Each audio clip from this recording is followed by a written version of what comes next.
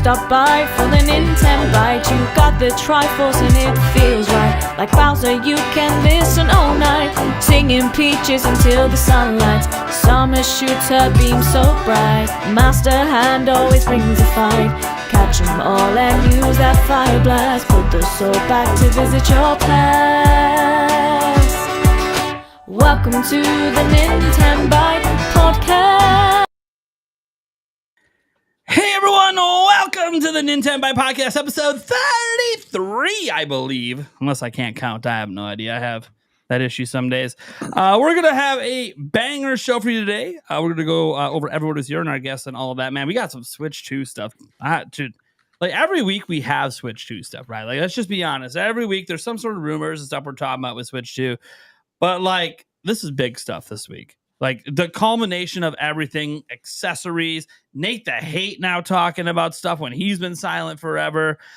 We have literally a actual like 3D, maybe 3D printed, I don't know, some sort of model that a YouTuber got from an accessory maker. So we actually get to have possibly a really good idea what this thing even looks like from a physical standpoint and some of the changes Nintendo's made. Oh my gosh, we have so much to go over, including a new release date. But not just a release date. How about an event? You know, the big January event? Looks like we might know when it's being planned to happen. Oh, baby. We got a lot of stuff to go over. And that's not all. We could just make this a Switch 2 cast. We got all the topics as well. We're going to have a good time. Remember, guys, the top overall, like biggest super chat of the entire stream gets to choose our fourth topic. So we don't even know what it is because that's a chat choice over there. And you can also super chat in smaller super chats amounts to try to get like Q&A questions in for the very end of the show that we kind of rapid fire around.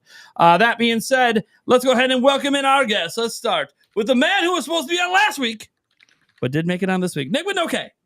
That's me. I felt so bad that I had to message and be like, oh, I can't make it. I had something pop up like the day of, and I was like, and I couldn't get out of it either because it was a family thing. But I was like, this week, I'm like, no, nothing will stop me from coming on tonight. So I'm here. Always excited to talk about Nintendo. It's been a hot minute since I've been on. Last time I was on, I was under 1,000 subs, and I had to leave early through that episode. And I went back and I listened to it, and I like heard you guys keep saying like, oh, he's at like 995. You got to keep going. 5 more, 4 more. And then I woke up that morning and I was over 1,000, which was just like so crazy to wake up to after going to bed being at like 980. But now I am proudly at, what's the number right now? Right now, 2791. So nice. Congrats, man. That's awesome. Really going on the up and up. So it's just been content, just working on stuff. I did start streaming on Twitch, playing video games because I like playing video games and I needed an outlet for that. So that's what I've been into. And trying to find time to play Mario and Luigi, but alas, that time just slips away. It happens. Oh man, glad to have you on the show. I was gonna say you bitch out 2 weeks in a row, man. I don't know, man. I'll be hitting those DMs pretty hard next time and be like, you motherfucker.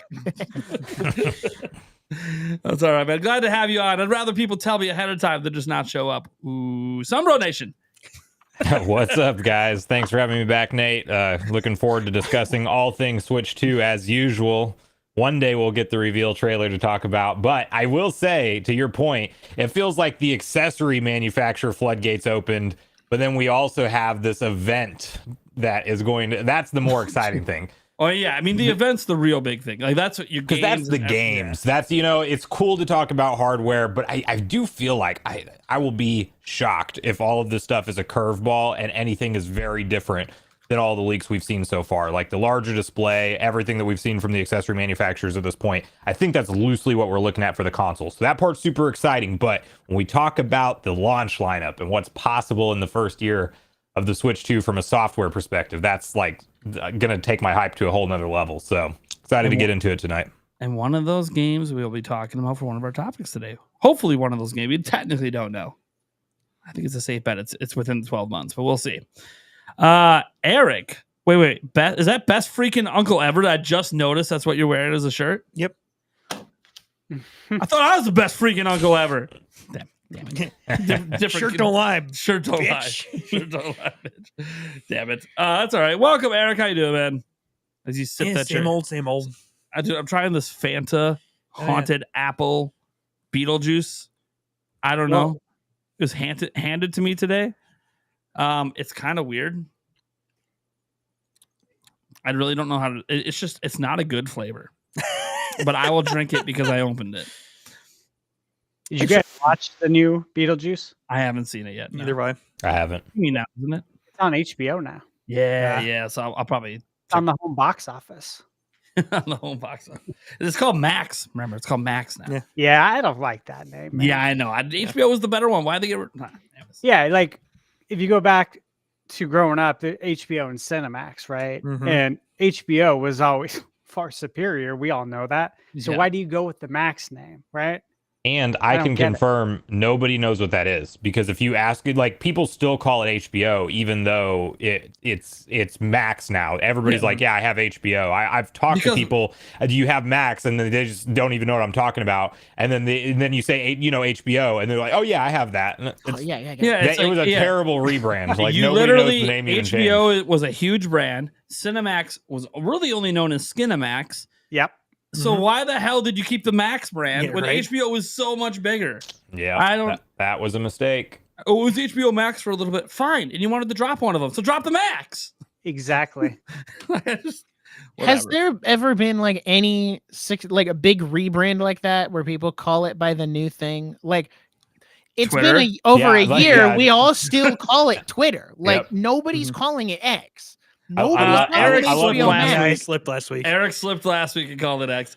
I think like 10 years from now, most people will eventually start calling it X. But it's just really hard for those of us that were on it for so long as Twitter Mhm. to like, yeah, we know it's never going to be called that again.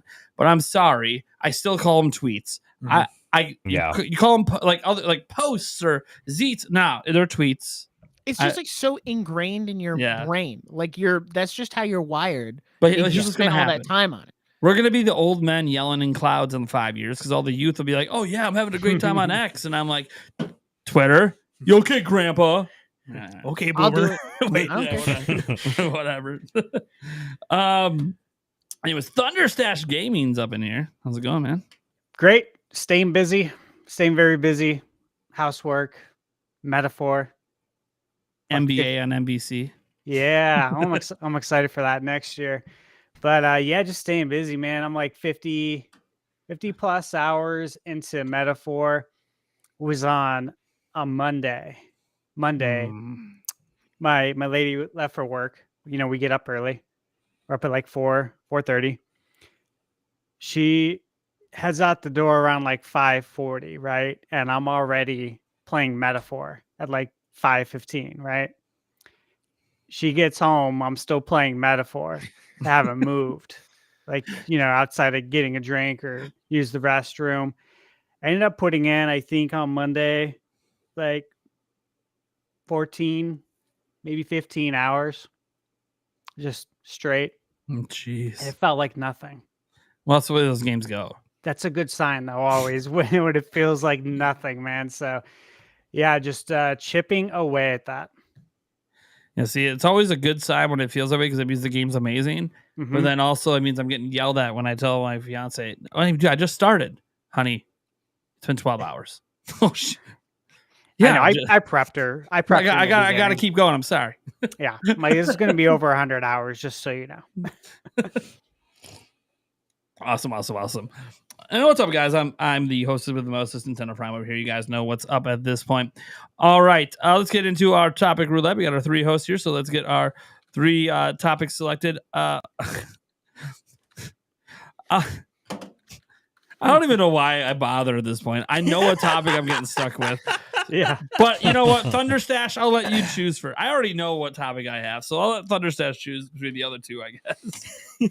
Okay. Yeah, you know what? I'm going to take what's the future of Mario Kart? There we Nice. go. Fair enough. That's a good one. So, Eric, which one are you taking, buddy? I wonder. Because I know a whole lot about the Switch 2 rumors and stuff like that. So, you know, I'm going to do the Farmer Retro Studios dev gives insight into Nintendo's dev cycle. It's okay. There's like videos and shit I have to show for the Switch 2 one. So I guess I have the Switch 2 topic, guys. The headline topic of the show. Yeah, I got it. And it actually deserves to be the headline topic this week. Like, it's legitimately a lot of stuff to talk about. But we're not going to jump into that right away. We are going to go into a slight Switch 2 topic, though, because Thunderstash, what the hell are we talking about with Mario Kart? Okay. So, obviously, guys, it's been such a long time since we've got a new Mario Kart. I mean, we're going back to the Wii U. And it's just crazy because in a few months, we're going to be 8 years with the Switch. And we're still playing, of course, the Mario Kart that came out on Wii U. So it's wild. But it makes you think, right? Nintendo's had such a long time to cook something up. Because obviously Mario Kart 8 Deluxe, it came out 1 month after the Switch. So it came out in April. And it was meant to hold us over until the real Mario Kart for Switch comes out. But because so many people, of course, didn't buy the Wii U and never played it, it sold like crazy. We all know the numbers. What is it at? Are we at 70? Are we at 70 million yet? If you include the Wii U, it's probably right there. Yeah, I thought so. I thought including the Wii U, it's about 70 million. And then, of course, it's a pack-in title in one of the bundles right now for the Switch. 71 million if you include Wii U. Oof. So who knows? Who knows, right? After the holiday season's over and we get the numbers for the holidays, it could be a 75. This is absolute insanity. So look, I don't think any of us can blame Nintendo for continuing to ride this out, because it's just been so popular and it's great. But I do remember when Nintendo first mentioned the booster course pass. They had said that, hey, we're going to be doing this booster course pass. There's going to be obviously 48 courses, bringing the total to 96. But when they first announced it, they made sure to let the fans know that, hey, don't worry, we're still working on the other Mario Kart. They said they were taking part of the development team. If I recall, I thought they said half to work on the booster course pass, while the other half continues to work on the new Mario Kart. So all I'm saying is it's going to be over a decade of time. What Mario Kart 8 on the Wii U came out and was it 2013 or 14? Would have been 14, I think, because I think we hit the 10-year anniversary of it. I have to look that up, but I'm pretty sure we hit the 10-year anniversary of it this year. So next year, then, we'll be at 11 years, which is just insane. So for me, this has been my favorite Mario Kart. I think for a lot of people, this feels like kind of peak Mario Kart. I think, too, even when we look at a game like Smash Brothers, we've talked about it before. It really lives up to the ultimate name. It's like, I don't know how you're going to do better, but we'll find out. But today, let's talk about what are we going to do with Mario Kart. And I do have some ideas. I think the most common kind of idea that I've always had is that I look at the booster course pass and I look at the DLC, right, of the Triforce Cup, the Egg Cup, the Animal Crossing Cup, and the Bell Cup. Mm-hmm. I was actually pulling it up earlier again, just kind of refresh a little bit. So the Egg Cup had the Excite Bike Arena, which I really liked that track. Yeah, that's one of my favorites. I love that. Yeah, because it's like, dude, there's jumps everywhere. It's straightforward, but it's super nostalgic. The music is great because it's the classic Excite Bike music. That's a really fun one. I like it a lot. So that was in the Egg Cup. Then we also had Mute City from F-Zero. So 2 callbacks right there to other racing games in Nintendo's IP history. And personally, I really enjoyed the F-Zero tracks, but there's another track that I'll talk about in a second that I enjoyed even more. Then we had the Triforce Cup, which gave us Hyrule Circuit. So now suddenly Mario Kart has a Link in it. Not only that, but dude, we're racing through Hyrule in a Mario Kart game. So that was really cool. And that just kind of shows you what direction that I think we're probably going to be going in, but I'll keep going. So then we have the Crossing Cup, of course, the Animal Crossing. You know, that was a shout out to Animal Crossing with the name. That was the one with the Animal Crossing track. It was the 4th track, and that was the one that could change seasons, right? We had 4 different seasons there. Very cool. Enjoyed that one. And then we had the Bell Cup. And in the Bell Cup, we had Big Blue, which that is one of the coolest, I think, Mario Kart tracks. It felt like a roller coaster and a water slide mashed up, but F-Zero with F-Zero's music and super fast. Like, that one was so cool. I love that track. So we had all those great tracks there, but the biggest thing here is that these are all from different Nintendo games. And with that, we got a ton of Nintendo characters that aren't just in the Mario verse. So, of course, my idea is what I'm thinking, and I'm sure you guys are thinking it too, is that this is, I don't think the name ever changes, okay? I think it's always going to be Mario Kart. I don't think it's going to be called Nintendo Kart, but it could. I just don't really think that's going to happen because Mario Kart is a brand and it's killing it. Why rebrand it with a name if it's going to be the same? But what I do think is going to happen, just in the same way with like Super Smash Brothers, right?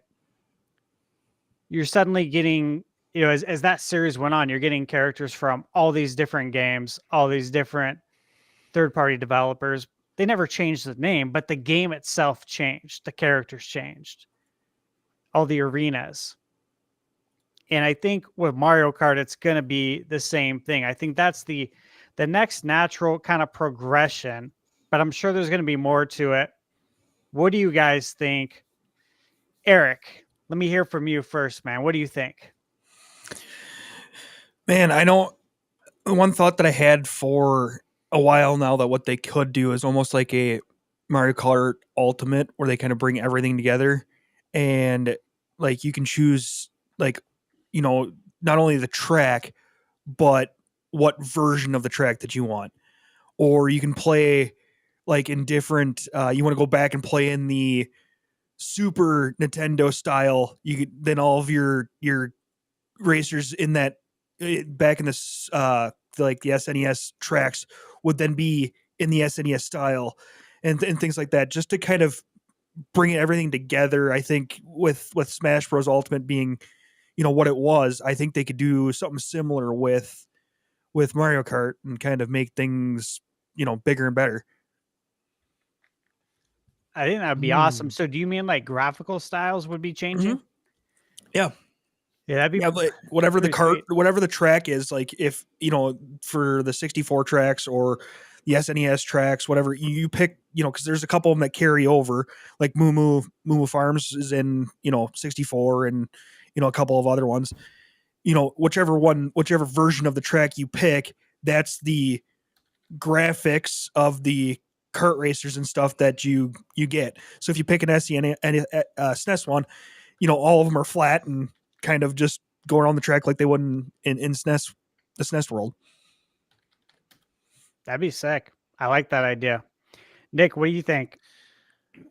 So I was really trying to think about this as you were like introducing the topic of what would I improve from Mario Kart 8 Deluxe? Because I already love Mario Kart 8 on Switch. I think it's probably the best Mario Kart game we've gotten because it took a lot of the stuff I love from 7 and then made it better. And like it obviously has all of these courses and stuff. So I was trying to think like when I play Mario Kart, what is something that I wish they did better? And one of the things is coins. I feel like coins have no purpose whatsoever aside from giving you a boost in the race. So what I think would be really fun, and I know they kind of did this in Mario Kart Tour, but you had to pay for them, is bring in different costumes for your characters. Let me do Dr. Mario, like all these different costumes, Chef Mario, like Mario Maker Mario, all these different versions of Mario, kind of like how they did in Odyssey, but then let me use my coins to pay for that. So then I have an incentive, because coins seem like they're not going anywhere because they were in 7 and they were in 8 and they're still in 8 Deluxe. So since it doesn't seem like they're going anywhere, give me a reason to collect coins other than the speed aspect of it. Because then it just kind of feels like when I get a coin show up in my item, I'm like, dude, this is a waste of space. I could have a banana or a shell. And whenever I play online and we do custom rules, I take the coins out because I don't like them. So give me more of an incentive to collect the coins so I can grind, because I know initially you were supposed to use the coins to unlock cart options, but then once you unlock all the cart options, because it doesn't take you that long, the coins offer no value, and I have like 10,000 coins. So I'm like, okay, well, let me spend that on cosmetic stuff, wraps, stickers. Let me customize my cart a little more. Like just stuff like that, I think would be really fun and really interesting to add into the next Mario Kart game. Yeah, I think that's a really good idea. I like that a lot. And I think a lot of people will probably agree with you on that. They have a ton of coins and you get nothing out of it. And they should do more with it. And even hearing what you said about like having different versions of the characters, like Mario and Dr. Mario, I like that idea a lot. That got me to kind of thinking, though, is that it would be really nice if they continue to flesh out all the different cart options. Almost to where, I don't know if they'd ever do this. Because if you do something like this, it may not appeal to the masses. But if there was some sort of kind of upgrade option where they almost threw in like RPG elements to upgrading the carts, that would be really cool. And if you could maybe use your coins to buy it, or you gain XP or something, I think so the hardcore Nintendo fans would probably appreciate it. I just don't know that something like that would appeal to the masses and might actually turn people off, which you don't want to do that when it's selling like it is. Sumbro, what do you think? Yeah, well, let me expand on what you said first, because it kind of ties right into what I want to see a lot of in this game, and that is different modes that we don't have. Because I actually think that what you're onto is a really good idea, but it shouldn't be like the forced default everybody plays with like a super leveled up. That should be like an optional thing, like more, your carts have a lot more customization to them. The stats are way more complicated than they are right now with just like the speed, acceleration, and all of that kind of stuff. And as you progress through the game, maybe you do kind of start to unlock parts that give you an edge, and almost, you can use a ram mechanic, attach it to like have a little, not a shell, but just like a punch, like a side punch that would come out that would just completely wreck the player to the side of you. That could be like a cart specific upgrade that you could unlock. But I think as long as all of that stuff was like a mode that you could hop into and disable and enable whenever you want, I think it just adds to the depth of the game. Which brings me into my biggest mode that I want to see return to the Mario Kart franchise in any way, shape, or form, and I'm hoping it happens. I'm hoping it happens here. Is a double dash mode, because in GameCube, having two characters, the extra strategy that went into it for me about which characters I was going to pair because of the special items that were unique to them, and then just like switching between the characters, to get the different items rotated around, and that's the way you're going to do it. I love that gameplay mechanic. And even some of like just if you go back and play Double Dash, the mechanics play so different than 8. And I almost want to like a half and half split between how it feels mechanically from Double Dash and how it feels in 8 Deluxe. I mean, if they met in the middle somewhere with how tight the turns are, because you can turn on a dime, it feels like on Double Dash. And there are certain, bikes and carts you can do that in 8. But I almost want like a mishmash of those mechanics. And then I think expanded character roster for sure. That's just like a given. I honestly, and to your point, Thunderstash, I don't think we'll ever see them change the name Mario Kart, but I do think it will slowly start to feel like Nintendo Kart or Smash Kart. You know, it's not going to be Sora, but it's going to be a lot of, you know, we might see Samus one day. You know, we might see Captain Falcon, and that's going to be the closest that we get to, you know, having really an F-Zero game in the modern era. But you know, I do, and I'm hoping that's not the case also, but I do think there's going to be a lot of Nintendo IP support that's not there now. And then we should go, I think, crazy with content, because the problem, like this booster course pass, when this new one comes out, it's going to look visually incredible. I think we can all agree on that. This is probably going to be, and I think it came from Zippo, so throw away the actual source on it. But there was some talk that this was going to be like the most, you know, as far as the cost goes for the visuals, this is going to like set the record for any kind of Nintendo developed game. That didn't have to come from Zippo. I think that is what this is going to be, because they have the most time to work on it. It's going to be around the launch window of a new console, and they want to show off what that hardware can do and the sales of what this franchise has turned into. Why would Nintendo not put all of the work, love, and care into more visual fidelity? But my idea is you launch the game with a lot of brand new courses for the first time. So a ton of different, you know, all original cups, but we get maybe some of the big classics added in from over the course of time. But I think day one, when you announce the game, you announce 6 different expansion packs that are going to be coming out over the next 3 to 5 years. I mean, they should I don't like the word games as a service, and Nintendo, as long as they always give us the option to buy this stuff and own it, you know, as DLC.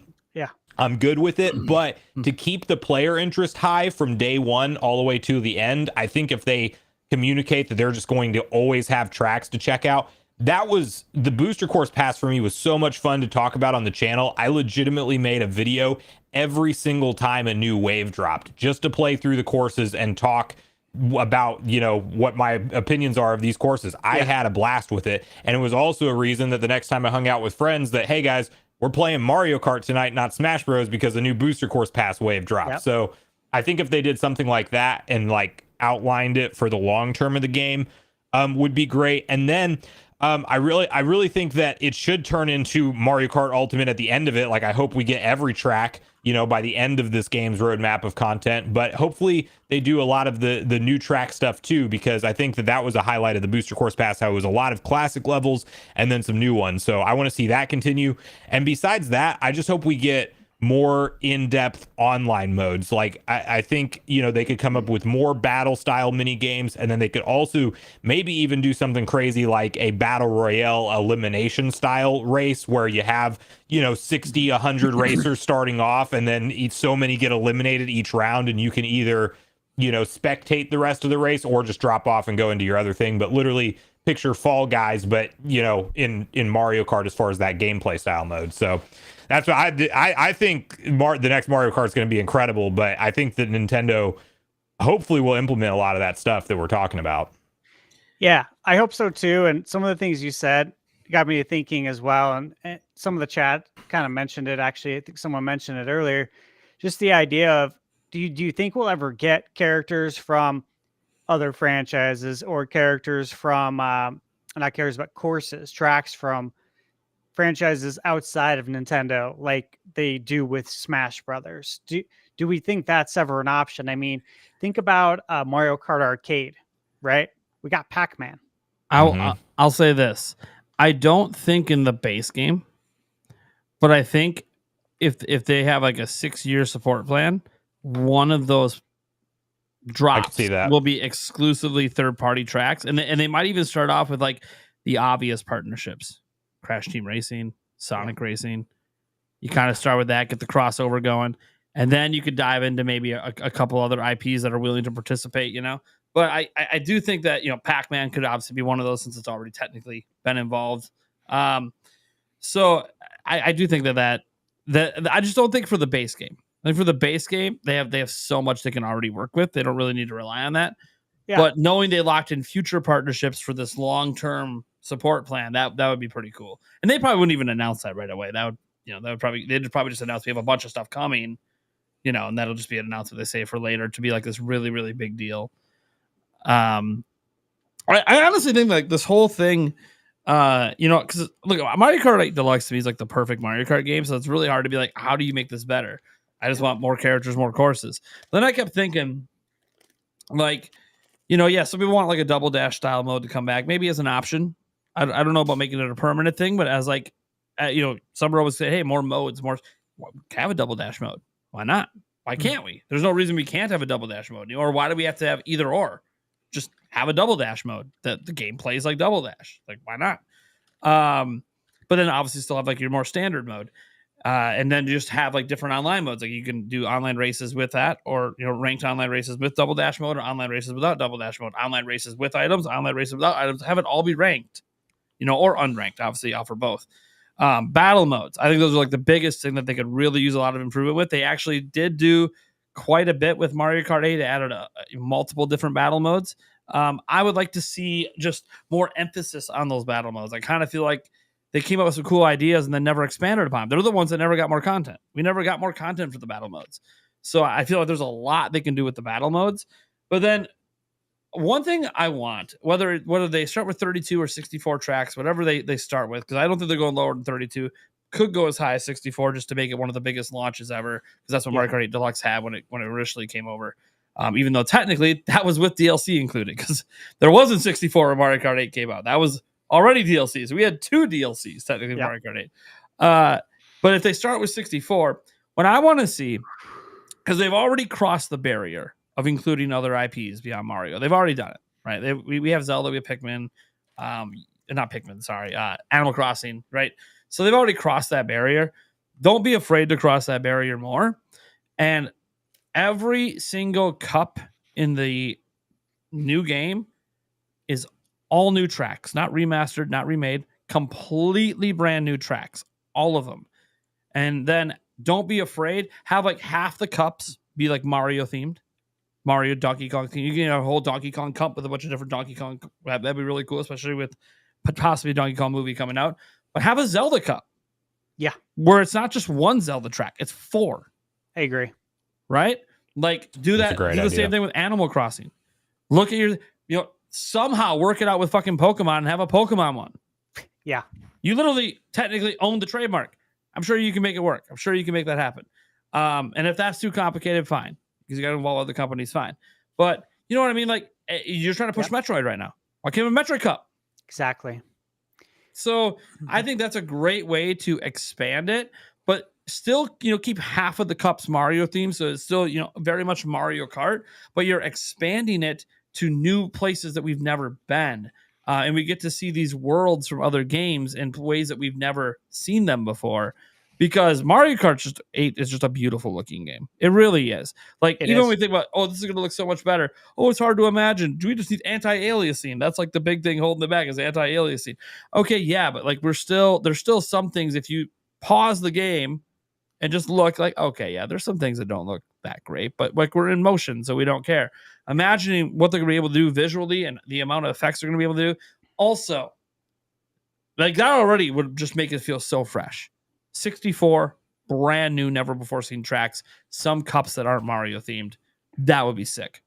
Obviously, you would also throw in some extra unlockable playable characters, and you really need to make the unlockables take some time.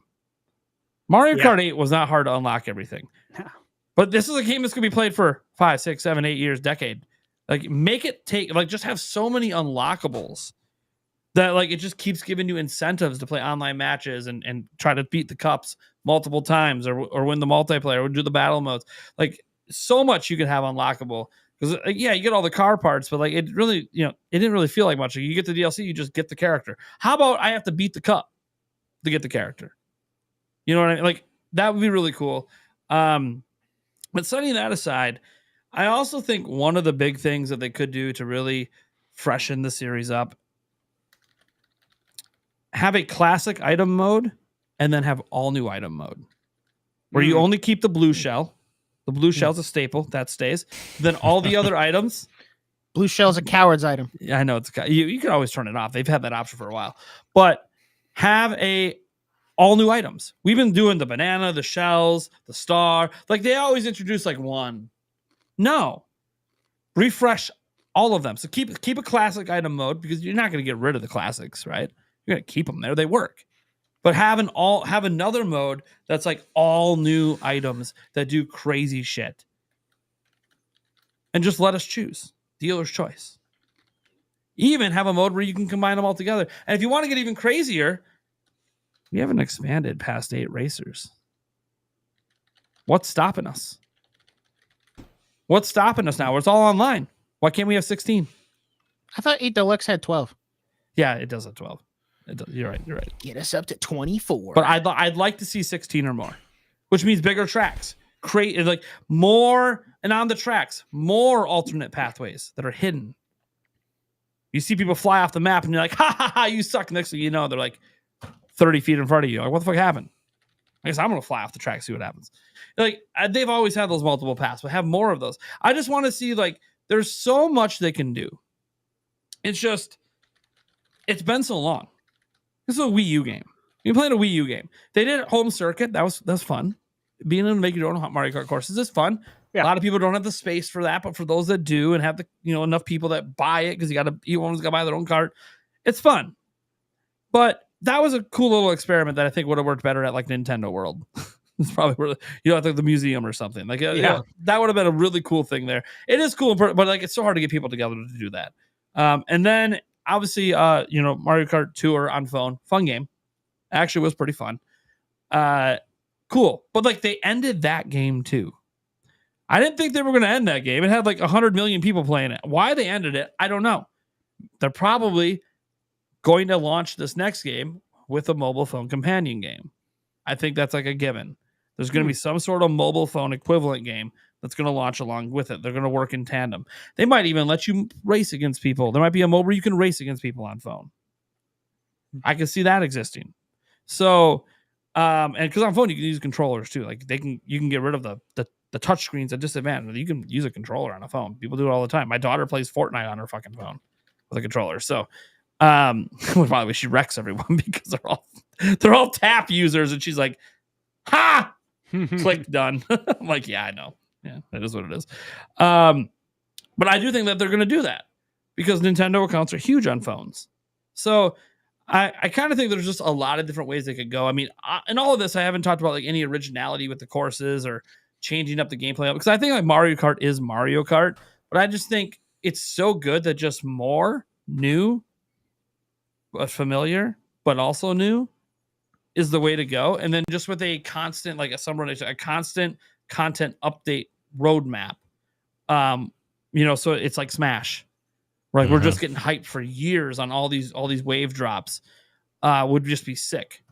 Would be absolutely sick. And there's so many different ways that they can make because like if they're having custom cups based on games, like imagine that like Mario Kart 8 had another wave coming. Like they could literally have a Metroid Cup launching alongside Metroid Prime 4. That'd be sick. That'd be absolutely sick because there could be stuff in there based on the game that we haven't even played yet. That would just be awesome. So, and of course, Nintendo can do it because it's their internal studios. They can do whatever the hell they feel like. So that's kind of my thoughts. I know I just kind of went off the deep end because I might have took every great idea there is. I don't even know. So, like, I agree with you on all that, on everything you guys have said. It all makes a lot of sense. And I know we've talked about it a lot here on the podcast. I brought it up a lot about Mario Kart being this evergreen title because I really think Nintendo kind of stumbled upon Mario Kart being a truly evergreen title because you ended up putting a Mario Kart on Switch a month after it launched, which of course that was the fastest we ever got a Mario Kart. And so I don't think that was the plan, right? The plan was to get a Mario Kart out there to hold everyone over while we make the main Mario Kart. And then it turned into, hey, so many people are buying this. Let's make DLC for it. Then let's do the booster pass. And it very naturally, let me say, turned into an evergreen title. So now it's like, well, now we have to do this every time because we want to replicate this. And then with the different IP, having cups, if you think about it, when you do that, Mario Kart really becomes like this evergreen driver to advertise these games, right? And to get that IP, because it's like, think about it. Take Metroid again, for example. We got 70 million people playing Mario Kart, 70 million copies sold. And you release a Metroid Cup, you just directly advertised Metroid to 70 million people through playing Mario Kart. They're going to see that while they're playing, these tracks in Metroid, be like, Cup, I want to baby. see more of this game, right? Especially people who don't know about it. A Xenoblade Cup would be so sick. Well, I mean, There's even so many references you could throw into a Xenoblade Cup. Oh man. especially with the news that came out. What was it today? With Monolith? Oh yeah, they're fully owned now. Fully owned now. That's Nintendo right. fully owns them. No one because else owns them anymore. Previously, what was it? 4%? I literally don't remember. Yeah, I think 4% was still owned by Monolith, and that's obviously gone now as of, what was it, yesterday, I think? Yeah. So yeah, Yesterday, day Nintendo before. owns 100% of them. So Xenoblade is totally on the table for being included in Mario Kart now. So that'd be interesting. But I really think that if you do that, man, if you make Mario Kart come out, if you have it come out early, and then have all of these different cups based on the IP, like, think about it. You could have permanent advertising for the lifespan of Switch, for Switch 2. Like, this is a total money-making move right here. Mhm. Yeah. I hope Nintendo does it. Splatoon Cup, when Splatoon comes out. Like, dude. Yeah, Come on. I know, man. Yeah, And then you can even have like a new custom item, like a splat gun or something that messes people up and makes them slip or something. Like, that'd be sick. I would love to see some new items. Like, what if they added an item from like each IP that's in the game? So say you have a Metroid Cup, you have to add something from Metroid. So it could be the little bomb you drop when you go into Morph Ball. Ah, that'd be cool. You know what I mean? Like, that would be Yep. cool. Yeah, that would be neat. Yeah. Or make your cart do a screw attack spin to just, like literally like a front flip a bunch of times in a row, and you become a big electric ball, and it just completely decimates whoever's around you. I mean, look, it's just like being the Bullet Bill, right? It's just a cooler version. Yeah. And then like with F-Zero, you could have what was it, when you press L or R, you basically go right into the other vehicle. What's it called? Do you guys remember what it's called? I was just playing F-Zero 64 on F-Zero X on the Atari. I know what you're talking about. I don't remember what it's called. Yeah, but if you think about it, you could literally take the most iconic kind of item that would make sense and put that into Mario Kart. Like, what would you do for Zelda? Hook shot. I was You can thinking grab maybe the the person in hook front shot. of you. Hookshot's an obvious one. That'd be sick. Swap out with him. Yeah, swap. that's what I'm with the thinking. hookshot. Yeah. That would be a great way, because you already have the boomerang from, what was it, Super Mario 3D Land? Yeah, Which I think that's basically what, where I it think it's came the from. first game it was in. So you can't. I think you keep that there. You don't like do a boomerang for The Legend of Zelda, but I think the hook shot would be a great way to actually bring the hook shot back, right? Because everyone loves the hook shot, but we haven't had it in the last It's been a while. How long? I was how going to long has it say, as much as I want the hook shot, no modern Zelda player that grew up in the Doesn't Switch even know what era. it is. That's- Yeah, that's they a don't know throwback. what it is. That'd They're be going to give them throwback Ultra item Hand now. instead. It's crazy to say that hookshot's like now a classic item. It's That's is. true. And Yeah. then if you bring it back and everyone plays Mario Kart and they're like, what is this item? The hook shot. And then Watch, no, they let you make echoes of your cart to confuse people. So when they shoot There you items, go. it hits the wrong cart. ooh, I think there's a lot they can do here, right? Just kind of throwing some ideas out there with you guys. I think there's a lot that they can do. As far as that double dash mode, do you guys remember that rumor? I forget who did the rumor, but something about having a certain amount of characters or carts on screen at once. You remember hearing that? Yeah, that was Nash Weedle, and it was supposedly, I think it was Nash Weedle if I got that right, but 8-player local play. So TVs are getting bigger nowadays. You know, if you think about it, I still think it'd be too much. That'd be wild. There's so much going on. At Yeah, once. but like you would almost have to advertise it like, hey, we recommend this on like an 85-inch TV or larger, you know, because if you're playing it on like a 32-inch, nobody's being. But you know, you think back to the CRT days, and you know, we're playing a 19-inch TV back in the day, 4-player. So it's possible. It would be neat if they went like you can do like 4-player split screen, but then if you have 4 other people with a Switch, they could just play with you, even if they don't own the game, and then they could play it on their own Switch. Oh, that would be so cool! If That really they brought needs to back, happen. That makes download like play. like download play kind of thing. Yeah. Like, that'd be perfect. Perfect game for it. When I read that rumor, the first thing I thought of is Double Dash, right? Is that we're gonna keep still the 4 screens, but we're gonna have 2 people per two screen, people on each Yeah, cart, that's a which good is going point. to equal to Yeah, that 8 could be- players. Double dash mode, yeah. Also, this is an idea. Someone super chatted this in. It's related to the topic. It says, as for Mario Kart, I've always wanted to make custom cups without limits. You could pick any 4 tracks you want from any of the cups in any order you want and play them in all modes.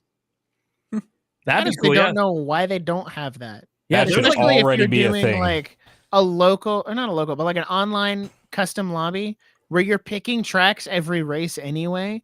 Just Yeah. let me do like a random 4 cup and we just go straight instead of going back to the lobby every single time. Just let me do however many races I want to do, set it to random or pick them all and just play them in sequential order. I think would be it's a very small change, but I think it'd be very helpful and very fun. Yeah, I think. I mean, yeah. Even like the creating the custom cups. Like, I don't know how that's not a thing. It makes so much. Like, the moment I read that, I'm like, dude, why doesn't this exist? Like, it's such an obvious thing. It's kind of like, oh, it's so obvious we should be able to play Mario Party online, but then we really couldn't do that till recently. It's like, really? It took this long till like 2024 to have standard Mario Party playable online with 4 people? Like, what? I've been able to play Monopoly online for like a decade. What are we doing? So I may be misremembering, but I'm pretty sure you could do custom cups in a way on Mario Kart 7. There was some like thing through the online where you set up your online profile, and if people like Street Pass swapped with you, they could play your custom courses, and you picked like your 4 favorite courses or whatever, and they would race your ghost on those 4 tracks. And that's how they did it. So it's, if I'm correct about that, I think I am. If that is a thing, then they've done it. So there's precedent for them to do it not even that long ago. Like the last numbered Mario Kart game had it online. So I don't know. They could do it. I don't see why they don't. I mean, I just think like Nintendo's had a decade to come up with some really good ideas. That's unheard of, right? So I'm expecting a lot here. And I know, a lot of people in chat have mentioned this. Is like some sort of campaign or story mode. Mhm. Like borrowing from Diddy Kong Racing almost, where you had that story mode. Do you think we ever get a story mode in Mario Kart? I hope so. I hope they flesh it out more. I don't think it's going to be Diddy Kong Racing ever, but I do like a good example is, Super Mario Party Jamboree has kind of like a one-off single player mode or something where you can help the Toads. I can't remember exactly what it's called, but my fiance's been going through that and she's actually like into it, and I'm just like, well, that's kind of cool that it's not exactly like you're playing the regular Mario Party. It's like a different version of it, but it's still a reason to play like a mainly multiplayer game by yourself. And I hope that they have something other than just unlocking characters and carts and getting like the, platinum trophy on each cup. Like I hope they give you more of a reason to go through the single player by yourself. Yeah, But I don't 'cause know if they feel will. like- It's a coin toss, in my opinion. I feel like single player in Mario Kart right now is kind of irrelevant. Like it's the same as if you play online, you're just playing by yourself. And it would be nice to have a story mode.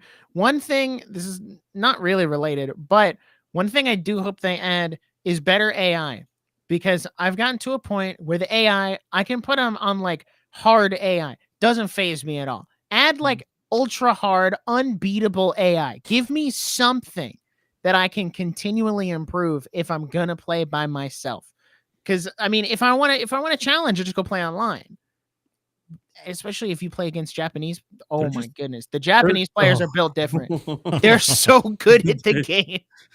So I'm like, give me AI, but on that level, and just so I can play by myself if I don't have Wi-Fi or something. I think that would be better. Sure. Yeah, I would like to see more incentive to play the one player mode. Like more things to do, more things to unlock. I think there's a lot of great ideas for sure. Imagine if they have a single player story mode and there's actually cutscenes and stuff.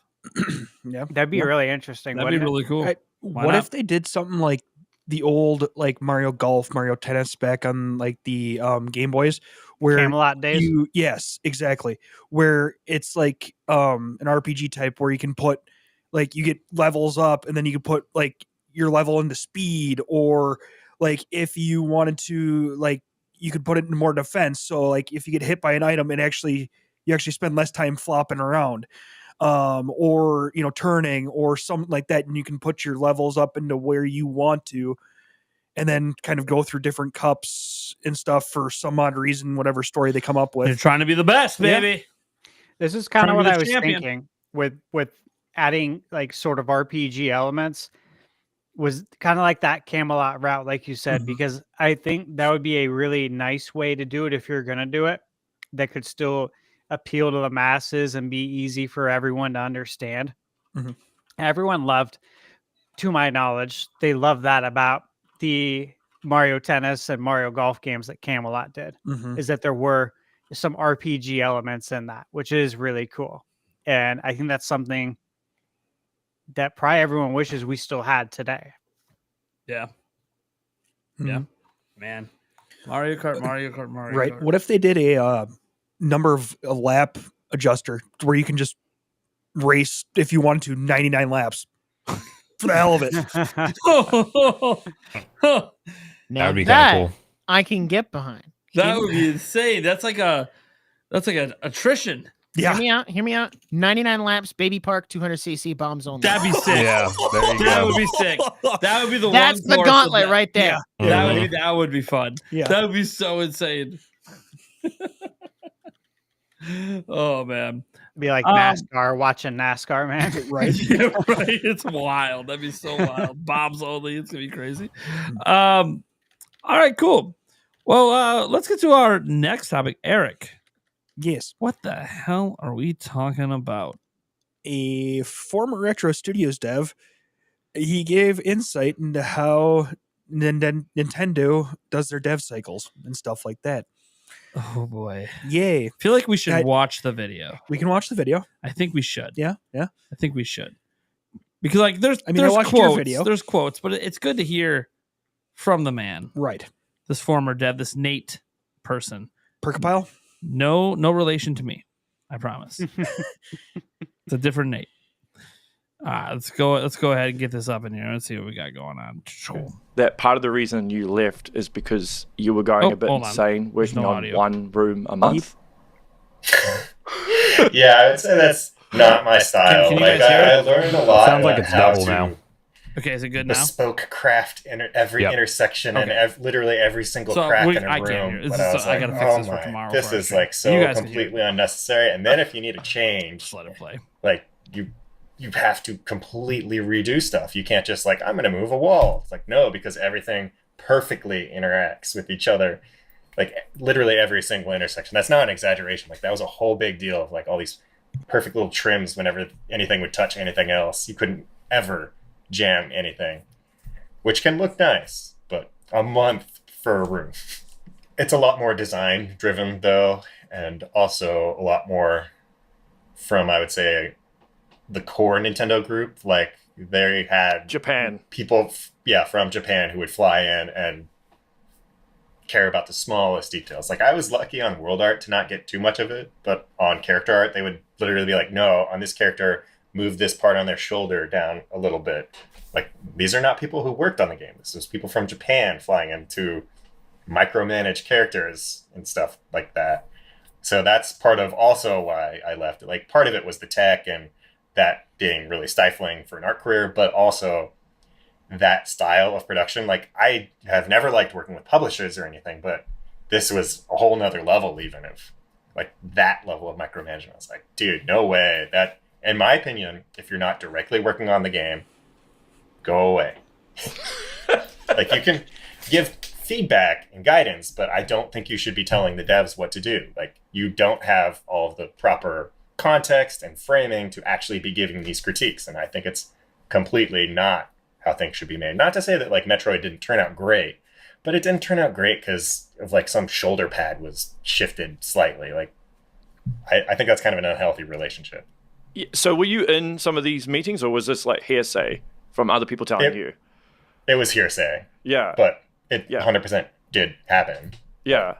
But you did that happen in anything to do with you? Did Japan directly comment on anything that you did? No. But I had been at Terminal Reality, I did have that experience where I had to like make a level more colorful because the publisher wanted it more colorful.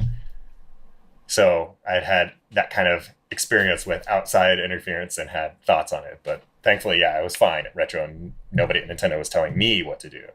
But that's part of why I thought it was not great. Like, they're just choosing to focus on these individual things. Like, all the parts of the game matter, but then you get what we call the seagull effect, where someone just who's up top flies by and shits on something. Yeah, no, we're not doing that. Yeah, or other people call it the Eye of Sauron or whatever, where it's just like this one thing then gets all this attention. It's like, well, what about the rest of it? Like, why is it just that one thing? Because it just like catches their attention. And it's like, rarely makes that big of a difference and makes it better, and honestly just makes people demotivated having some outside person come in and give this feedback. All right. First off, shout out to Kiwi Talks for that. Yep. Shout out to them for running a really cool podcast. So obviously he had a lot to say. Very interesting, because obviously most of it, like almost not most of it, all of it's negative. He literally basically hated working for Nintendo. I wonder if he has a little bit of an axe to grind. I'm not so sure that he left. It was a mutual leaving. I'm not really sure. Obviously, we don't know, but it's kind of weird because it sounds like his job was never impacted. So Nintendo never told him what to do, but he's mad.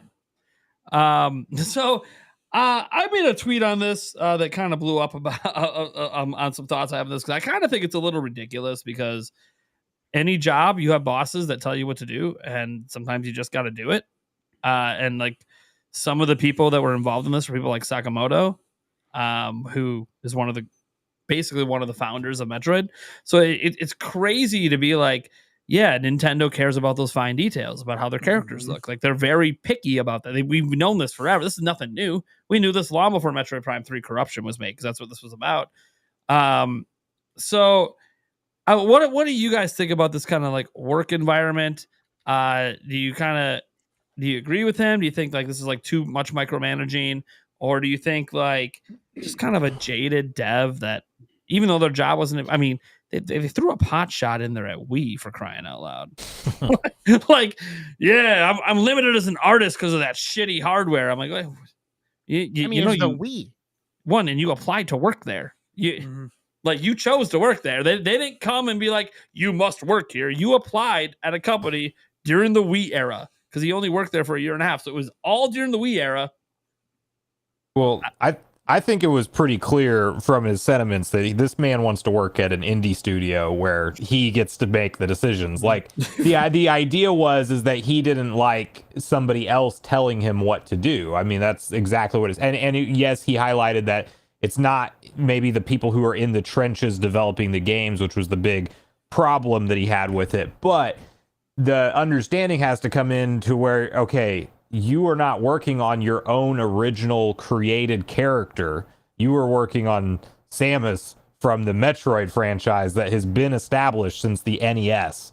So that's where the disconnect is at. It seems like he's like, well, why are you worrying about the details? And Nintendo's like, listen, we've built this IP ourselves over all these years. We're trusting you with it. You're going to do the small minor tweaks we want you to do because we take care of our IP. You know, we have a specific vision for it, and it has to line up with that vision to a certain amount. So I just think it's somebody who doesn't, you know, it is funny because, like he mentioned, it didn't impact his job. So it's possible he has a sour taste in his mouth for however he left Retro. And it sounds like he hated his job. It sounds like he spent an entire month on like one area. And Yeah. it's like, I don't know why we're doing it this way, because like we edit one thing, but then we got to edit the whole thing. And it's like, yeah, because Nintendo cares about the details. The details matter. Like they've always been that way. The fans care about the details. When details are wrong, the fans are throwing huge fits. And Nintendo knows that. Like if Samus Aran doesn't look like Samus Aran, it's going to be a problem. Like no, Samus looks like Samus Aran. Yeah, Aran. So like on one hand, I understand, like, you know, if you're talking about it being like stifling to creative freedom, but it doesn't sound like Nintendo was coming in telling them how you should make the game. They just wanted things to look a certain way to fit in with the aesthetic of one. There's already 2 Prime games, so you got to fit in with that aesthetic, let alone the entire franchise. I think it's fine if you want to be like work at an independent studio and be your own boss. I mean, look, I'm my own boss on YouTube. I get it. There is a lot of freedom with that. And I totally understand like the desire to have that creative freedom to make whatever you want to make. I can make whatever video I want to make every day, right? So that's awesome. But when you work for another company, and Retro Studios, for those that aren't aware, even back then, was wholly owned by Nintendo. They are a subsidiary that's wholly owned by Nintendo. It's not like Retro Studio or Monolith where they just got 100%, even though they already owned a majority. They owned all of Retro Studios. They literally wholesale purchased it long before Metroid Prime 3 came out. So it's a Nintendo internal studio officially. So when people fly in from Japan, yeah, maybe they're not on the ground floor developing the game, but these people have been working on Metroid since the 80s. Like, yeah, they're going to come in and tell you if something doesn't look right. This is their IP. You're working on their IP. It's not the other way around. You didn't create this IP out of nothing, and now these, you know, people are coming and telling you what to do. No. These people are the people that worked on it and are telling you it doesn't feel like Metroid. We need to fix it. And it's kind of weird too, because like Metroid Prime 1 had a really troubled development, the original Metroid Prime. And a lot of Japanese staff actually came in to help finish that project and make it come together. And Metroid Prime's amazing. Metroid Prime 3 Corruption is even still really, really good. Widely considered the weakest of the 3, but still really good. And I know that there is some... there's stuff out there about how like they like one idea they had for Metroid Prime 3 at one point was for it to be like an open world game or semi open world, at least not like Skyrim-esque, but maybe open zone or something with more bounty stuff. And then Sakamoto shut that idea down and stuff. And like, oh, that's not really what Metroid is, which made people go, oh, they don't even know that Samus is a bounty hunter. They don't know what bounty hunting is. It don't really matter. If they tell you, if one of the creators of Metroid comes in and tells you, hey, Samus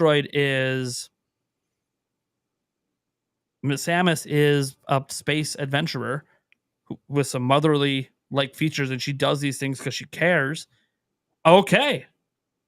And no one's saying she doesn't get a payday for doing those things, but she's also doing it because she cares. Because bounties hunters can just say no to the bounties. They don't have to do it. So maybe the money's not a good enough driving force. There has to be something else that drives Samus to want to help and do these things. And so that's it's kind of like I have a problem at times when people complain about a job being a job. Like that's maybe what irks me the most about it, is like you were hired. These people, these Japanese people that you don't even know their names, that came in and took advantage, they're the ones writing your checks. Yep. Like you have that job because they spent money, bought the studio, and funded you. Yep. Like I get wanting creative freedom, but like know who you're working for. Like Nintendo Nintendo, as an example, we know of Mario and Rabbids.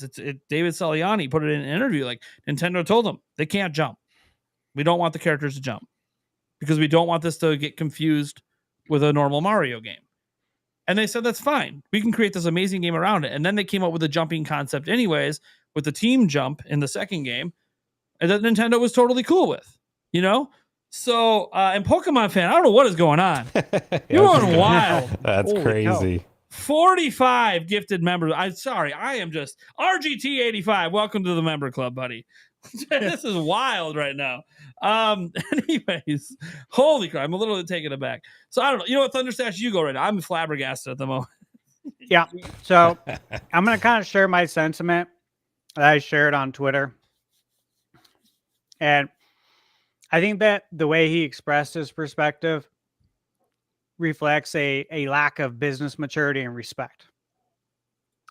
I think referring to Nintendo employees trusted enough by the company to travel from Japan to Austin, Texas, to uphold their intellectual property as merely suits comes across as dismissive and judgmental.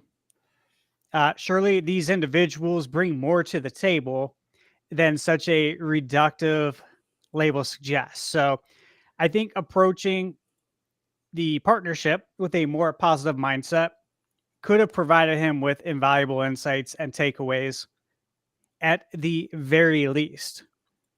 But he wanted to kind of just judge from the get-go. And it's like, where did you work before Retro? I mean, this is something we used to always say at Islands. And I'm going to mention why I get annoyed when people say something about people in suits, because I want to get into that a little bit. I knew that set you off. I saw it on Twitter. I'm like, oh, he's set off by that suits comment. I am. I'll explain why. But when people used to complain at Islands about things they don't like, policies, procedures, we always remind them, what's the name outside the building?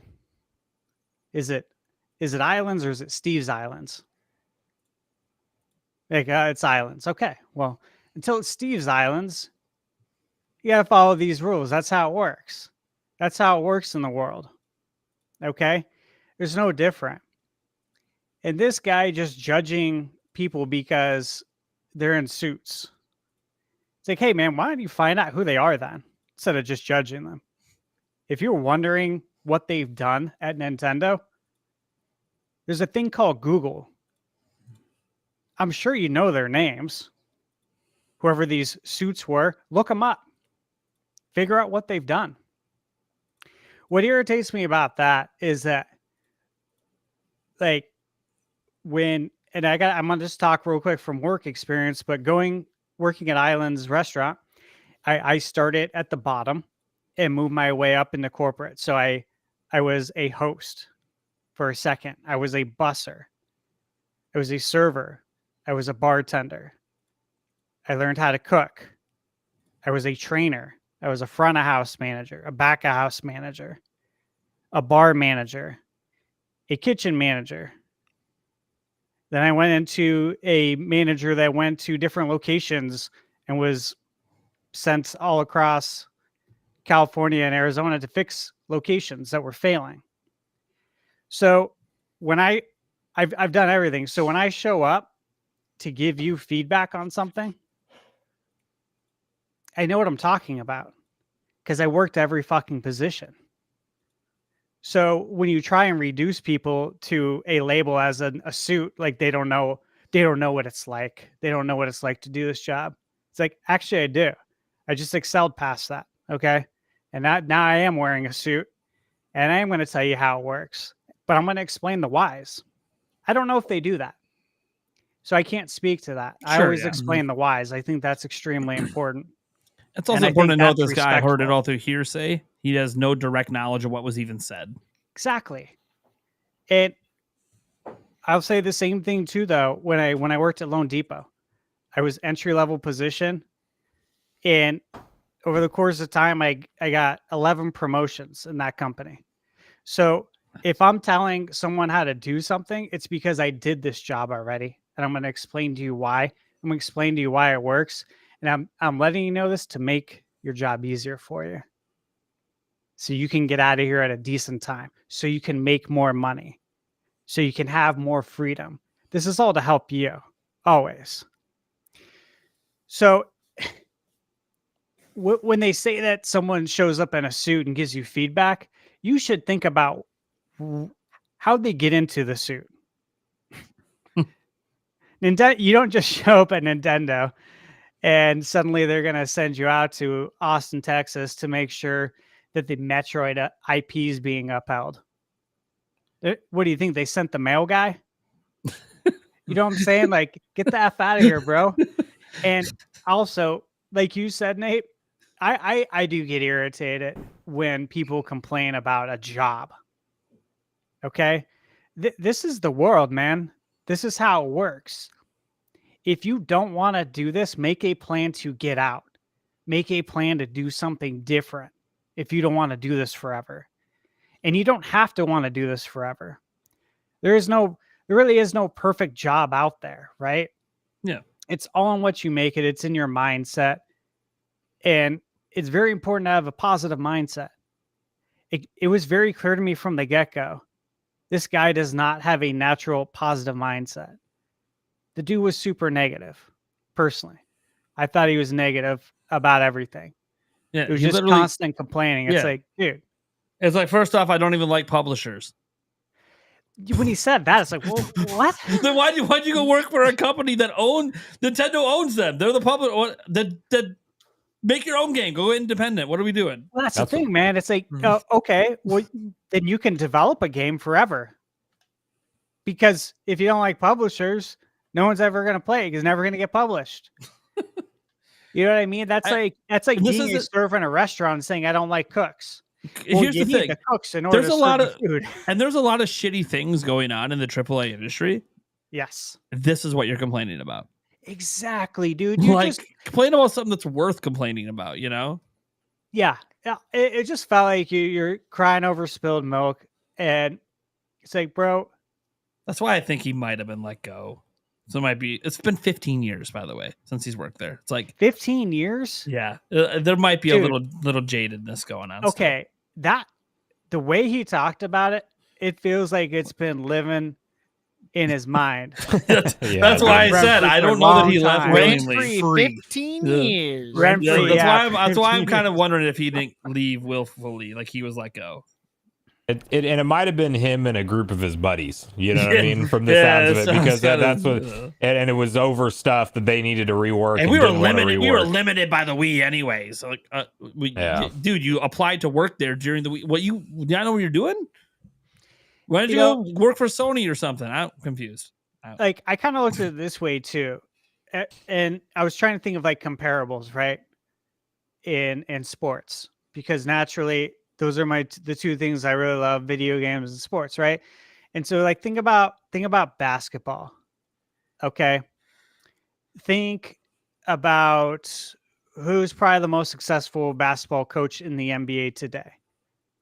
Probably Greg Popovich, right? Or maybe you can go look across the way to Coach Kurt, maybe go to Miami with Spoelstra or Kurt. Yep. Sure. Yeah, those are like the three big ones. Yeah. All right. All guys who have tons of experience. If they give you feedback, that's excellent, because they are so skilled and experienced. They've seen it all. They've helped so many people. If you're getting feedback from them, you should cherish that feedback, because that's only going to make you better. Okay? Like, think about it. If you're playing basketball and Michael Jordan wants to give you some tips, what are you going to do? You're going to shun him? You're going to be like, I don't want to hear from him. I like doing things the way I want to do them. You know, I don't need your help. It felt like that, because it's like, this is Nintendo, dude. Like, they're the most respected company. If they're giving you feedback, this is great. Like, who better to get feedback? If Nintendo can't give you feedback, nobody can. So I Also- feel like nobody can give this dude feedback. Because Nintendo is a publicly traded company, we actually can see the career path of everyone that's become a suit and saw they all started at the bottom and worked their way up. So like none of these people being sent over are people that, because some companies will sometimes shoehorn in a brother or a friend with no experience that, yeah, might sound like a bit of a dumbass when they say stuff at times because they don't have that experience. But that's just not how Nintendo does it. They literally promoted a non-Yamuchi family member in Iwata to CEO because he was the best fucking person for the job. And he worked his way up from the bottom to get to there. Like, you know, even now, Furukawa, been at Nintendo 20 years. Like, Furukawa wasn't just randomly hired just to be CEO. So, like, everyone at Nintendo has worked their way up the ladder in some form. Even all their current directors, All they of them. started off low level. I mean, Eiji Aonuma, love him with Zelda. Dude, he was like a little artist guy. Thing about Low on the totem pole. Worked his Iwata. way up. I mean, Iwata was working at HAL as a programmer. Then he becomes the president of Nintendo. You know what I mean? Like, if you're getting feedback from these people, cherish it. Ask more questions. If you don't understand why they want you to do this, kindly ask them in a very kind way and let them know that you want to learn. Because it's like you have an opportunity to learn from the best. What are you doing? You're complaining about it? Like, why does you want Samus' shoulder pad to look that way? Ask them. Ask them. Instead of complaining that you have to change the shoulder pad, be like, hey, what's so important about the shoulder pad looking this way? And I bet you they will grab the translator and give you a diatribe novel about the history of Samus and why that look is the way it is. I guarantee they would too. And so, but you don't ask. That's how you just, I look you just at complain, oh, why does it matter? I got to move the shoulder pad an inch. There's a history that you're not respecting because you don't know. Exactly. So just all of this. When I saw it the other morning when you posted about it, I'm reading through this and I watched the video and I was just like, I was getting fired up. I'm like, this is some bullshit. Yeah, it kind of a crazy thing. And again, it's just one employee. It's not like there's a bunch of ex-Nintendo employees that are shitting all over Nintendo. No. A lot of former retro employees have actually spoke positively about it. They've complained a little bit about how hard it can be. It's a different studio because you do got to work with people in Japan, and there is like a different dynamic there than compared to most Western studios. But all of them have usually come away with this deep reverence for the IP, and all the conversations seem to always be about making sure the IP feels like the IP is supposed to feel, because Retro has never made an original IP game for Nintendo. Yeah. I don't know if people understand that Retro has never made an original IP for Nintendo. It's been Donkey Kong and it's been Metroid, two things that existed before Retro Studios ever existed. Now, Nick with no K, we haven't heard from you. You got any thoughts on this? Yeah. So this is, I feel like a lot of good stuff has been covered, but I think what it comes down to, because where I work, we deal with a lot of clients, and in dealing with those clients, it's not stuff we made. We're having these clients come in, give us what they want us to work on, and they might have things that, like, I had a client over the summer that I did not understand why they were doing the things they were doing. I personally did not think it was the best decision for them to make. However, at a certain point, you have to set your personal feelings and your pride aside, especially if the client is the one giving you the money to make this thing. You shut up, you make the change, and if it turns out negatively for them, that's on you, or that's on them, because you did what they asked you to do at the end of the day. Now, there is a certain wiggle room with some clients to be like, hey, as someone who, works in video professionally, and you may not be super well versed in this, here's my opinion, here's my feedback. But ultimately, if they come back and they say, well, that's really good to know, but I still want to do it this way, you still got to do it the way they want you to do it. So there is that balance of asking, why are we doing it this way? I do that a lot because I have no issue doing anything for anyone if you tell me why we're doing it. If you say, well, I want it to be this color because it matches the background that's on the screen, I'll be like, all right, cool. No problem from me. I'll do that for you. So it also sounds like this guy doesn't have a particularly coachable attitude, because I dealt with that a lot in film school, because in film school, everybody wants to be a director. Hmm. Tough break. Not everybody gets to be a director. There's only one director, maybe two, on any given movie or TV show. So one person's in charge, everybody else is under that person.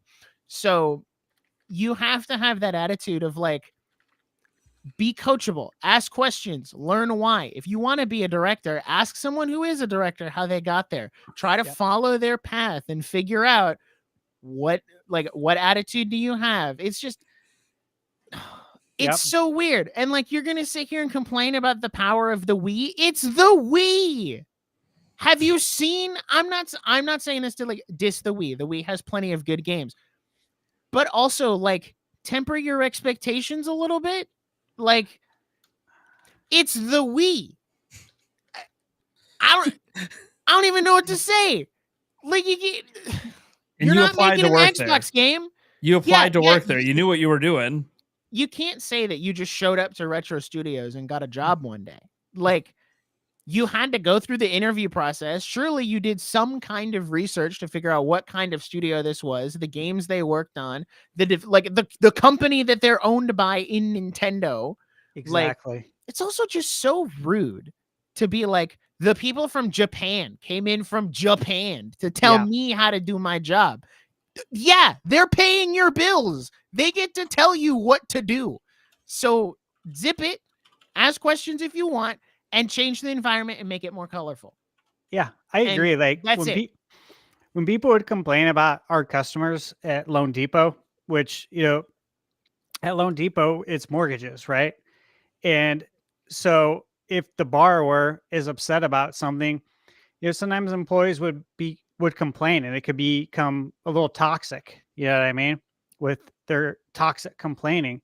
And it's like, you always had to remind people that without them, the lights are not on. You are not sitting here today. That money you have in your bank account is gone. Yep. You never made it. You got to treat them like gold. Okay? They're not going to be right all the time. Nobody is. That's life. Doesn't mean you should be rude to them. Mm-hmm. Use that as an opportunity to teach them in a kind way. And if they still want to do it, like you said, Nick, sometimes they want to do stuff that you know is not a good idea. And as an employee, you let them know that. You try to guide them. But if they still persist, you do what they ask you to do. I was reading some of the comments on that post too, and I didn't see Mike Odyssey's comment until just now. It's pretty funny though. But this is in relation to what we're talking about. And he said, look, if I hire someone to paint my house and I have very clear directions on how I want my house to be painted, from the color, the style, the location, and then the painter comes out and tells me that if I'm not directly connected to painting the house and putting a brush to the wall, stay out of the way and keep to myself. Dude, it is literally like the same thing. You know what I mean? It's mind numbing. Yeah, I'm glad he doesn't work there anymore. What a crazy attitude to have at your employer. Yeah. Like, I understand not everyone enjoys where they work. Like, maybe his situation was Retro was the only place that would hire him, and that's just kind of how he got into the job. Yeah. But also, like, if they're the only place that can hire you, beggars can't be choosers. Like, right. Yeah. So at a certain point, you kind of just gotta suck it up and do the job. It's pretty prestigious too. I mean, like, if that's where you got hired, you're working with some legendary IP. Like, you should really, really be happy that you're working here at Retro. Like, obviously, none of us have ever worked there, but what you get to work with and who you get to learn from, because your managers, you may not talk to Nintendo. They probably don't talk to Nintendo at all.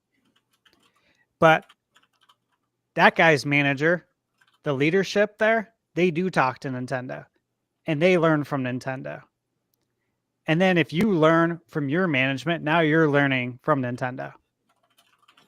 Yep. I don't know. Like, I would just be so excited to have the opportunity to be a fly on the wall and learn from Nintendo if I was, a game developer, a designer. Like, God, what a great opportunity. Yeah, it's good.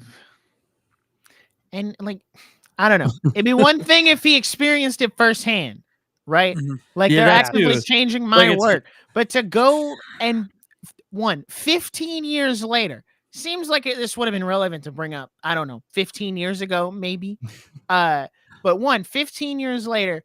2, hearsay from other people who may have also just been over exaggerating what they were going through. Like maybe they didn't like what was happening, so they blew it out of proportion and vented to him after work one day, and he just ran with that 15 years later. Like, That's what Yeah. it felt like. I don't know. And Seems like a weird time to bring it up. and then in there he notes, by the way, I'm not saying it's not a good game. Okay, so you're not even saying the changes ruined the game. So what are we talking about then? I'm not saying it's a bad game, but Yeah. also By the Wii way, sucks. it's in the background of your video and clearly something you consider a highlight of your career. Oh, by the way, fuck Definitely Nintendo. on your resume, but I hate this Yeah. company. But by I the hate way. this company. Fuck Nintendo. But hey, it's in the background of my video. One of the biggest games I've ever worked on. But hey, thank you so much. I don't. Well, Eric, what do you think, man? Is more on the outside? What are we thinking, buddy? I mean, to be fair, being micromanaged does suck. But again, as we said, it wasn't him. And to a certain extent, there is, oh God, where the hell was I going with this again? I had it in my head. I lost it. Son of a bitch. Yeah, right. I mean, there's also a difference between them giving feedback every once in a while on, hey, can you tweak this? Can you tweak this? Can you tweak this? Versus, every day standing over your shoulder, breathing down your neck, going, this needs to be done this way. And this, it feels like they had some wiggle room to do what they wanted, but yet, can you make it work this way? Just a small tweak here or small tweak there. That doesn't seem like it's extreme micromanagement. It seems like, hey, can we just do this instead type of thing? Yeah. They're not asking That's you to me. start from scratch. Right. They're not Like, down. you know what I mean? They completely changed the design of your of like the shoulder pad situation. It had to do with Samus. They weren't completely changing your design of Samus. They asked you to make an alteration to the shoulder pad. Like, okay. And if you don't like it, like, here's the thing, because it's hearsay. It's like, okay, did that employee ever ask why do they want that alteration? Because if they never asked why, if they didn't ask why, then they're just bitching to bitch because they didn't want to know the answer. Yeah. They Which just is didn't want to do the There work either, probably too. is an answer. But- And maybe they do know the answer. Maybe this guy's just blowing it out of proportion because he has an axe to grind, And we honestly, And we'll we never weren't know. there. We were maybe never know. maybe they were toxic. I mean, we were never there. Maybe they were assholes. You never know. But the way he expressed it and stuff like that, not being firsthand, I think is the biggest problem. We just don't know. Yeah. Then he just bitched about his job in general, which I thought was weird. Like, it oh just yeah, reminds me. if I move a of, wall, like, I have to do this and that. I'm like, yeah, because that's how they make games. it reminds me of when corporate visits. Like in any job you guys have had, you ever had corporate come visit your location or your store? Oh, yeah. And you, what do Oh, your yeah. managers say? Or what do the managers say? Or the directors are like, hey, corporate's coming in today. Yeah, it's always a warning. Like, hey, don't It's fuck always a around warning. today. And then a lot Today of ain't the day. managers don't handle it well. No, Like, they you freak get- out. I never did, because I know that what I'm doing is correct. Yeah. But I know a lot of managers that I've worked with, you can literally feel the stress radiating off their body, and Oh, yeah. they're like transferring it to everybody else. And everyone's suddenly walking on eggshells thinking that, oh my God, what's going to happen? Are they going to think I'm doing something wrong? And it just turns into this whole negative emotions everywhere when it doesn't have to be that way. It doesn't need to be viewed that way. And it feels like that's how he viewed it. Like when Nintendo comes, it's like when corporate visits, because that's what it is. Mhm. They're literally flying in to see you guys. They're probably staying at a hotel down the street. And this is a normal thing. And this is when they come to give feedback, to do a checkup on you guys. This happens all the time. in any job I've worked at. I've been on the receiving end and I've been on the end where I'm at corporate and I'm giving the feedback. This is normal stuff, man. No one's out there to fire you. Yeah. Have some confidence in what you do. It's Sure. just, there's so many things wrong with this. I don't want to beat a dead horse. Let's talk Yeah. Switch 2. Hell yeah. There we go. Get to a fun conversation, shall we? So, I mean, where do I even begin? There's so much going on with Switch 2. It's been a wild and crazy week. You know, let's start with you know, how about a fellow YouTuber? How about a guy who's been very successful in Switch Up? He has a nice little video here that I can show you guys. Let me go ahead and mute it.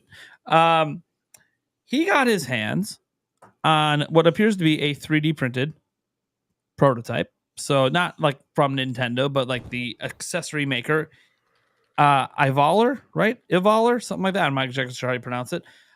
Sent him this prototype you're seeing right now. The whole idea was to promote the Switch 2 case and all of that. Obviously, get people thinking, hey, we want to trust this company with our case purchase for Switch 2.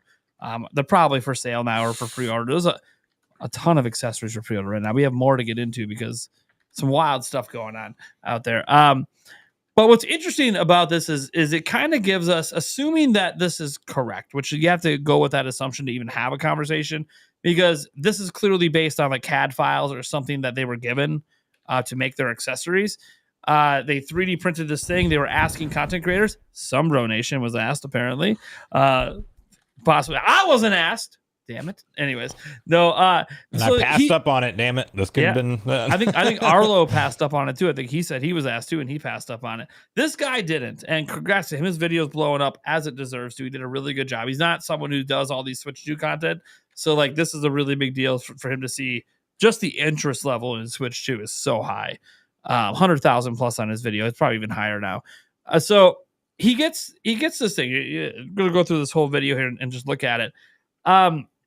What's fascinating, of course, is we get our first real size comparisons, comparing it to things like the Switch OLED, right? Because all the size comparisons we have, like screens and stuff like that, we're always like, oh, we're just looking at it compared to the base Switch. Well, this is what it is right here. And what I find interesting, you know, just even pausing just for a second, is every single thing we see on this thing lately has white Joy-Cons.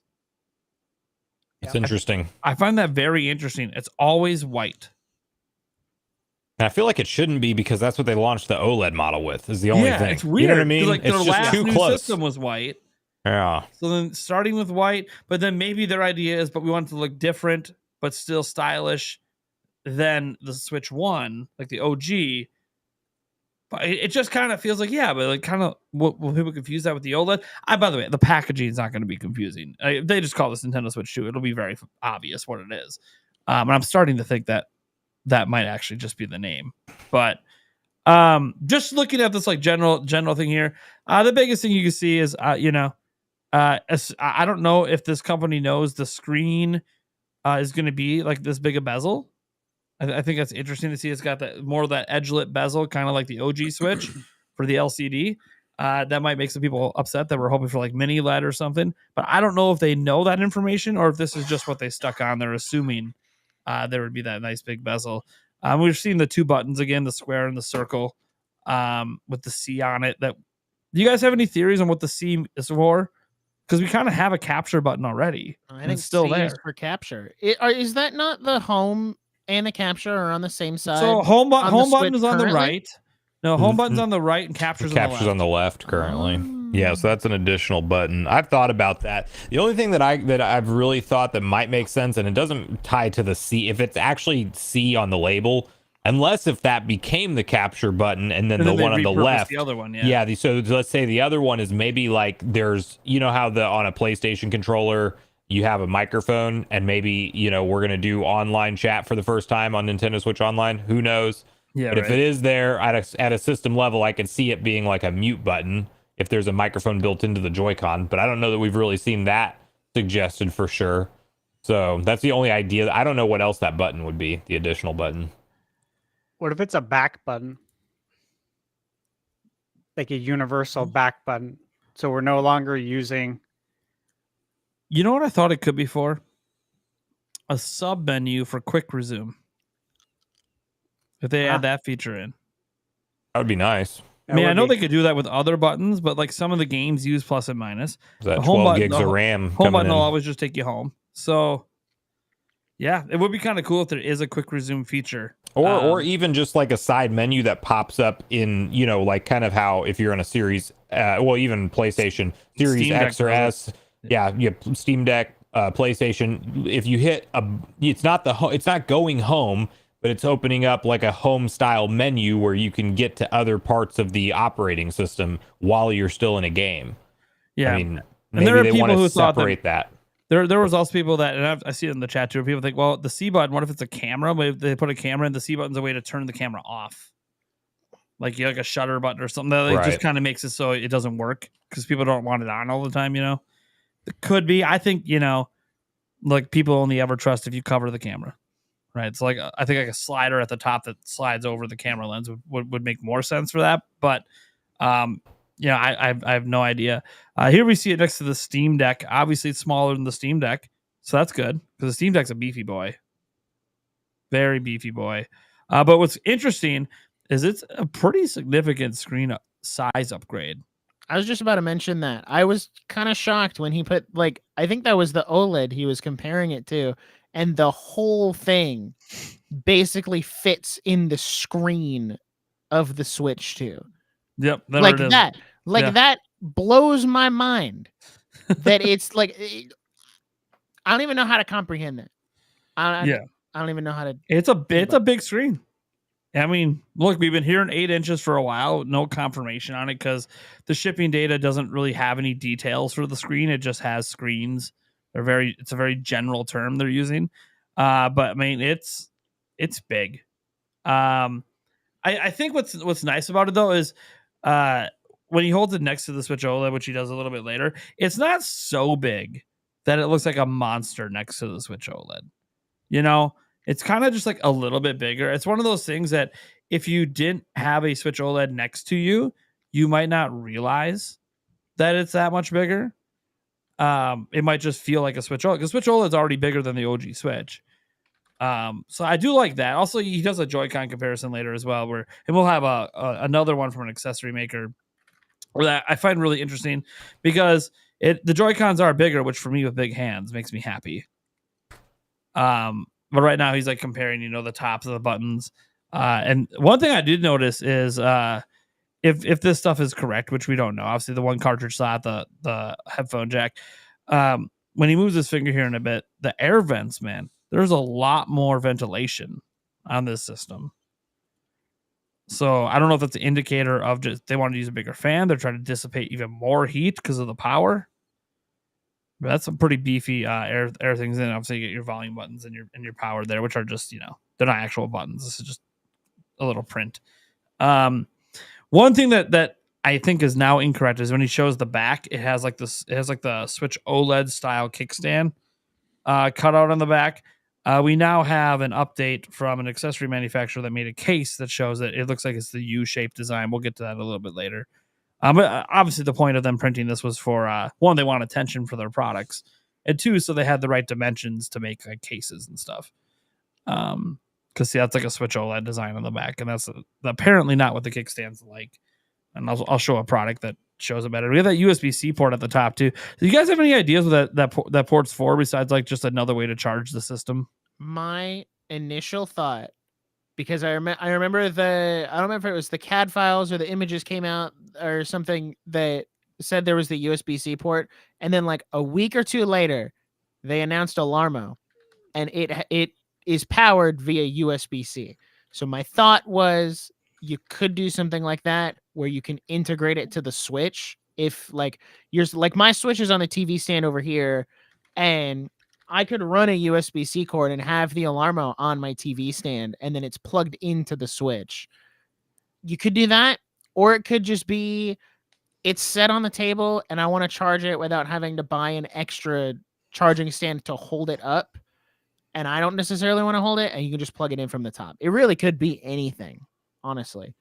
Yeah, I'm really leaning on that more I mean, maybe there's some accessories that we're not thinking of that will come out for the console, but I think it fixes the not being able to charge it while it's got the dock, or I mean, while it's got the kickstand out. And then I think that a lot of like even wired headsets now are USB-C instead of the 3.5 millimeter headphone jack. So I could just see them having both right next to each other like that, because it's like, what if you have that headset instead of the 3.5 millimeter jack? So I could see that just being as simple as that, and that's all it is.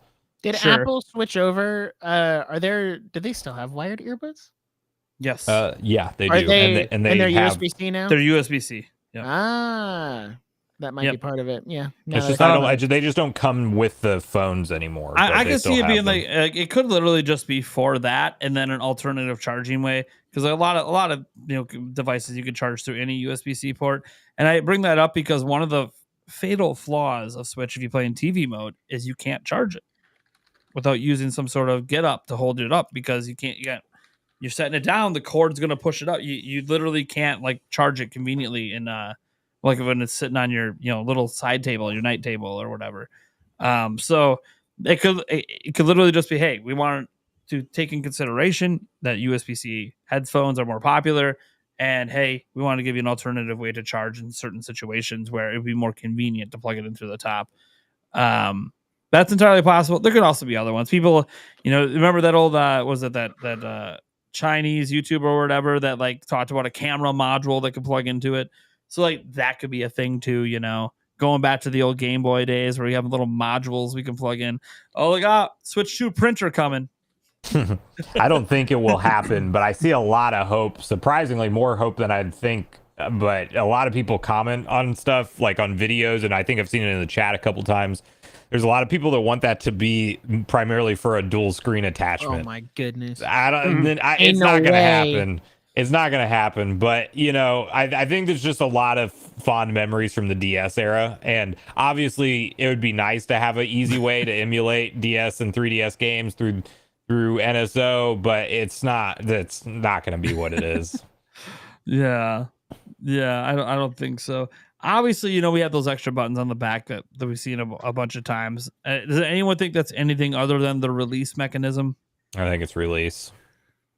It's pretty beefy. There must be one thing that makes me happy about how beefy that is that if that is the release mechanism, then whatever the connection is, I know like magnets, but if there's other stuff involved, that to me makes me feel like the connection's much more secure. Yes. Like we're not going to be dealing with wobble this generation, really. You'd have to really force wobble to happen for wobble to be a thing. Yeah. That's really what I'm hoping. If it's going in sideways instead of coming up. Because the prototypes, like it looked thicker too. Like there's more of a connection to like really keep that solid. It's kind of cool if that Nintendo maybe even wanted to address that as a problem. Because like maybe they've noticed while they're sitting there on their planes that, oh, my Switch just slipped off my Joy-Cons because it's wobbly as shit. Plus the crappy design of using those plastic tabs. I just don't even know why. Yeah, when I held a light Switch Lite for the first time, I was like, this is like it's one solid piece, and I didn't realize how much that kind of bothered me. When you have a grip on or something, it helps to not notice that as much. But still, I want out of the box no wobble with the Joy-Cons. It'll make it feel so much more premium if you just can't physically move them while they're attached. Yeah, if they can make it feel as solid as the Switch Lite but still be able to detach, I think that's the dub. Yep.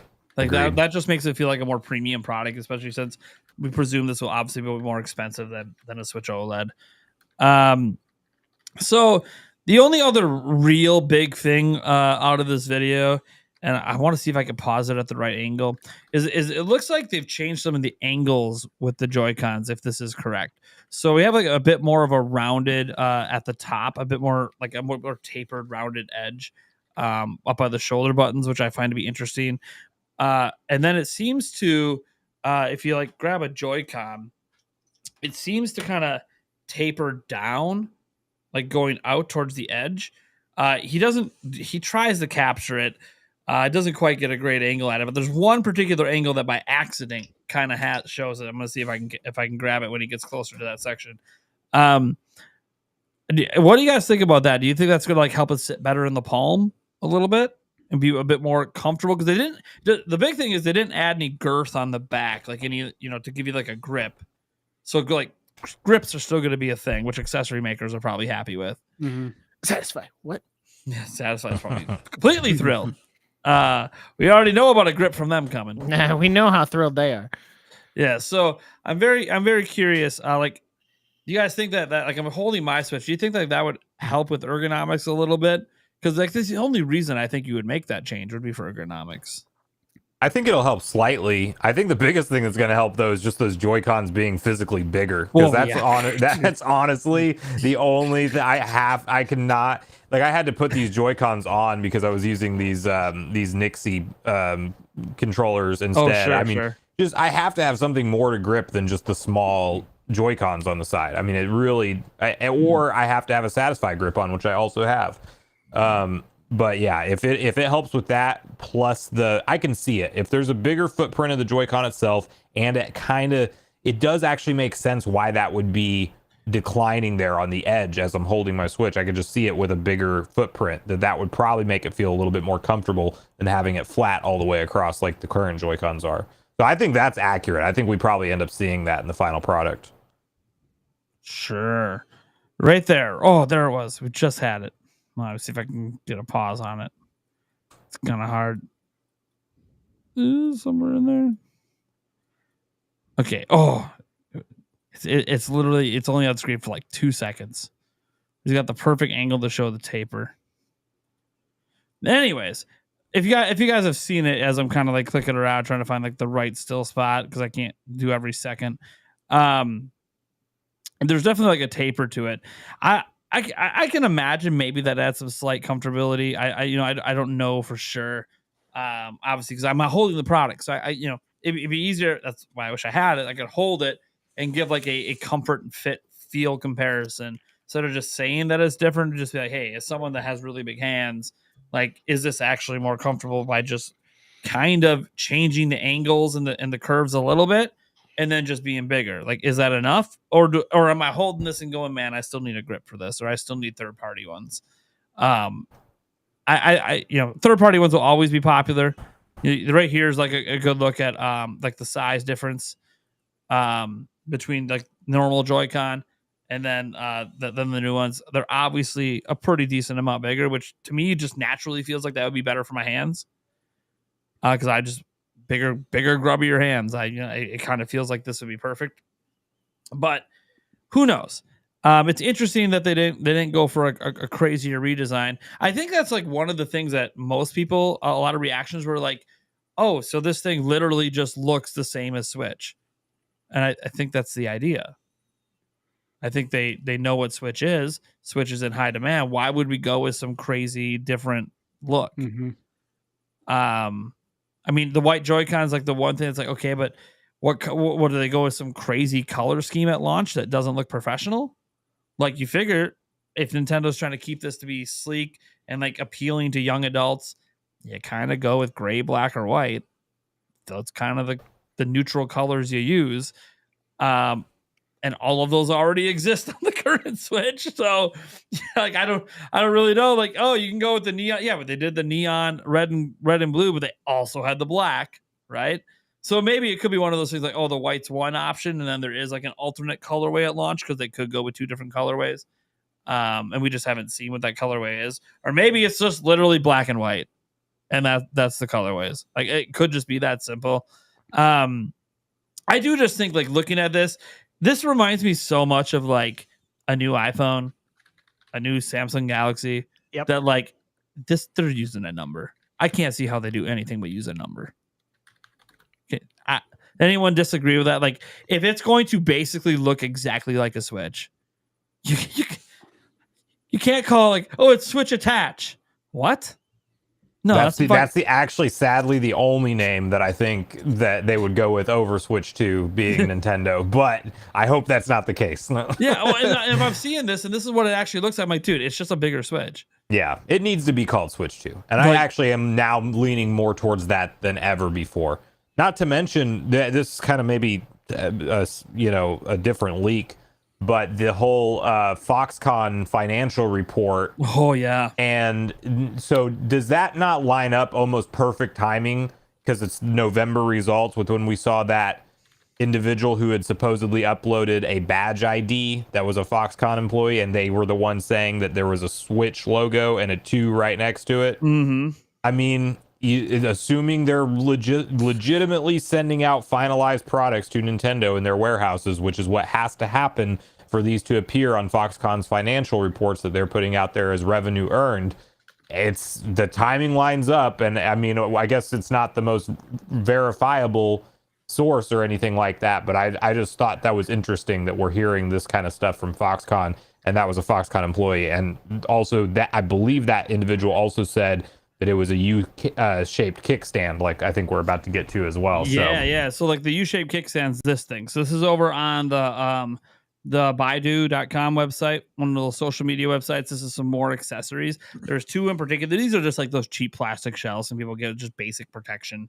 And this is supposedly for the Switch 2. And this is like the back part. You could clearly see the U-shaped cutout to keep the kickstand usable. That's the first time, by the way. So the U-shaped kickstand was always like rumored and talked about, but we've never had any physical evidence of it. Like we never saw on that prototype from October, we never saw the back. So we didn't get to see it. That 3D print we just had kind of looked like the same Switch OLED thing, but who knows? It wasn't workable or usable. We've only ever heard about it, and now we have an accessory that clearly has the cutout for it. Like, this is our first physical evidence that, that U-shaped kickstand's probably real. Why they go with that design over the other one? It could just be to be different. I don't know that it provides anything better. I think it's just as useful, but different. And they'd probably hide the micro SD card slot underneath it again. Maybe they can make it flatter if it goes up higher and it's not maybe more angles. Yeah, that's kind of what I'm thinking. Like maybe you could extend it out to where it's just slightly angled up. Like some people would probably prefer that. Yeah, I prefer that. And some like when I'm laying in bed, I'd like maybe just a slight angle instead of flat. Yeah, that's the only reason I can think of, because unless you just want a room for a big Switch logo with the 2 next to it on the back, and I mean, maybe it works something like your camera disconnected. Oh, of course it did. Because why won't it? Here, you move the whole computer. So what do you expect to happen? So he's talking about this thing that has all the custom angles on it that you can go like really high and really low. It's like a little electronic holder. It would be kind of cool. This is obviously a bit more complex to hold heavier things. There we go. Yeah, but yeah, it's I mean, again, the big thing here is just the direct evidence that, hey, the U-shaped thing is like a real thing. That's kind of the only significant part here, because we don't see any other angles on this, so we can't see if like the vents and everything lines up with the prototype that we saw. And then we have this, which is just more confirmation of what we already know. It's bigger, so the top one's a normal Switch 1, the bottom one's a Switch 2. Circle, square button next to each other. Literally the same thing that we've been seeing for a while, but it's just kind of more confirmation that's in the final design. And I legitimately thought that was like a top and bottom cover. Yeah, I know. That's what I thought too. Yeah, it was. I translated some of the stuff, the text of the page. I was like, oh no, this is just comparing. Okay, that would make sense on why because I couldn't figure out why you would have 2 holes on the back and the button cutouts for the bottom of it. So. Yeah. So it's just to compare sizes of the exact same accessory from the exact same company for the different devices. This one's obviously much more used on the top. You can see scratches all over it, so they probably actually used it. But anyways, point is that it's just more confirmation of stuff we already know. I think what's wild, because we haven't even gotten to like the big news yet. Like there's some big crap we got to talk about, but just to wrap up sort of like all of this and the fact that we at this point we know mass manufacturing is going on.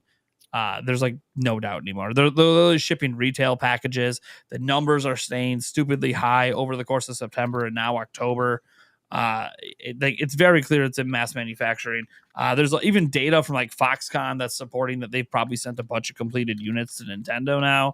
So like it's kind of wild. There could potentially be millions of these things ready to be sold by the end of this year, and it might not be coming out for a little bit here. Not holiday, we'll get to that in a bit, but I think it's wild that because I don't remember this happening with Switch, like this many accessory manufacturers just being like, fuck it, here's what it looks like, we're making shit for it, you can pre-order now.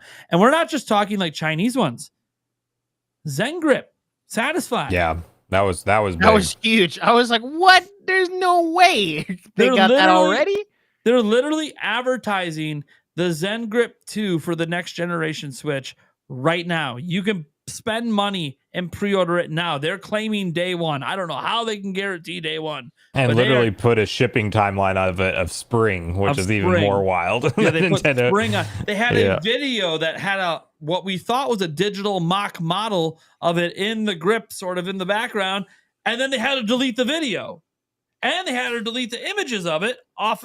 So, like, we don't know if Nintendo made them do that or if they just did it for extra publicity. Obviously, we have I reached out to them. They haven't said anything, which I can imagine if Nintendo said something, they probably won't say anything because they can't. But it's because that's not some Chinese, no, that is a mainstay, well-known, Western-based company that is like, no, we're just straight up. You could pre-order Switch 2 stuff right now and spring. We're just giving you a release timing of spring. How long do we think at the rate things are going?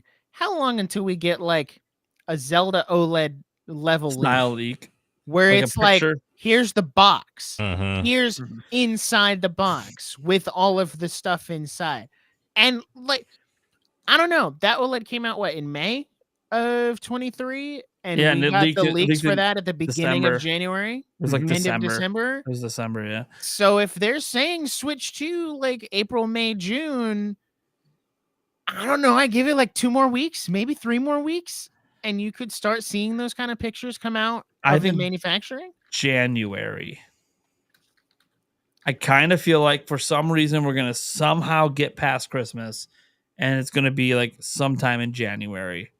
That's why I really hope Nintendo does their first look trailer early January, because I do feel like the box is going to leak, and there's going to be a whole debate on if it's real or not, and it's going to end up being real. They've kept things locked down, but here's the thing: the more that gets made, the more people that touch it, the bigger chances. So it's like by January, when they're at the time where they're making like 1 million of these a month, like someone's going to snap a photo. So I feel like Nintendo knows that, they've been able to keep it under wraps, but when it's at full production, it's going to happen. So, and I feel like it's already in mass production. It just might not be at maximum production, because usually you don't just go from 0 to max. You ramp up, and then you get, once we get to next year, they'll start to be at maximum production. So I think January is kind of like, if they don't reveal it at some point in early January, they sincerely, look, we're already getting Switch Up has literally what it might look like. It might just literally look like that. It might have basically already happened. and it's not even from a factory. It's just, hey, maybe we should have gave Nintendo's probably second guessing, giving all these accessory manufacturers all the dimensions now, aren't they?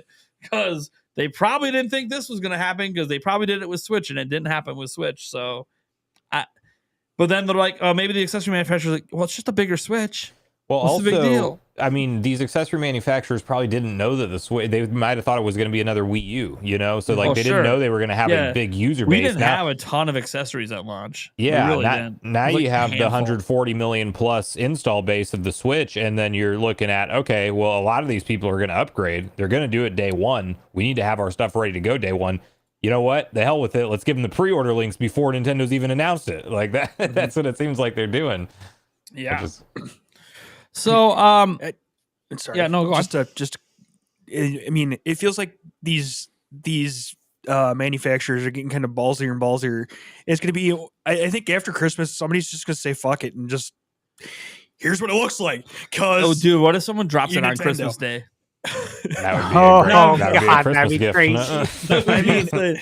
Merry Christmas, motherfuckers. Like, Jesus, Nintendo. I get it. Holiday sale stuff, blah, blah, blah. Everybody knows it's coming. For how much stuff has come out, I gotta say, it is shocking the leak hasn't happened already. So kudos to Nintendo and the people working with them, that we haven't been able to get a legit snap of it yet out in public, because we got 3D prints, we got accessories, we got all, but technically none of it is the actual system. So it's pretty. Now, granted, it might literally just look like what we already just saw from Switch Up, but it's pretty wild. And obviously, seeing something powered on in general would be pretty wild. Speaking of that, before we get to the biggest news out of this, we have a couple things that seem to be confirmed at this point for Switch 2 that we've learned over the last week. One of those is because Nintendo is hiring an engineer. The engineer requires to have experience working with SD Express. That's really, really good news because they've never had that as a requirement in any prior engineer hires.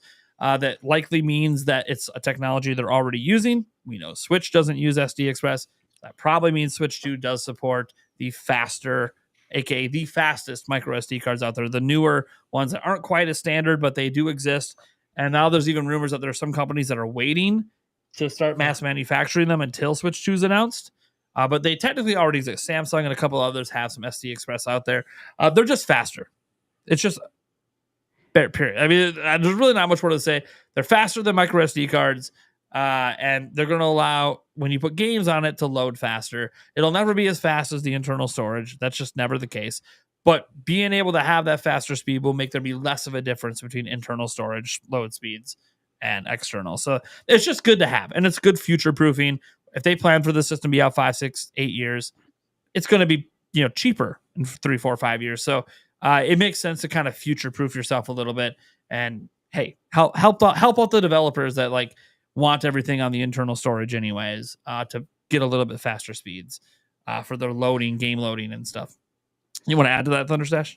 Yeah, I was just going to mention that when that news came out, of course, I did some research on it because I want to know all about this. And I had read an article from Samsung's semiconductor website from February 28th of this year.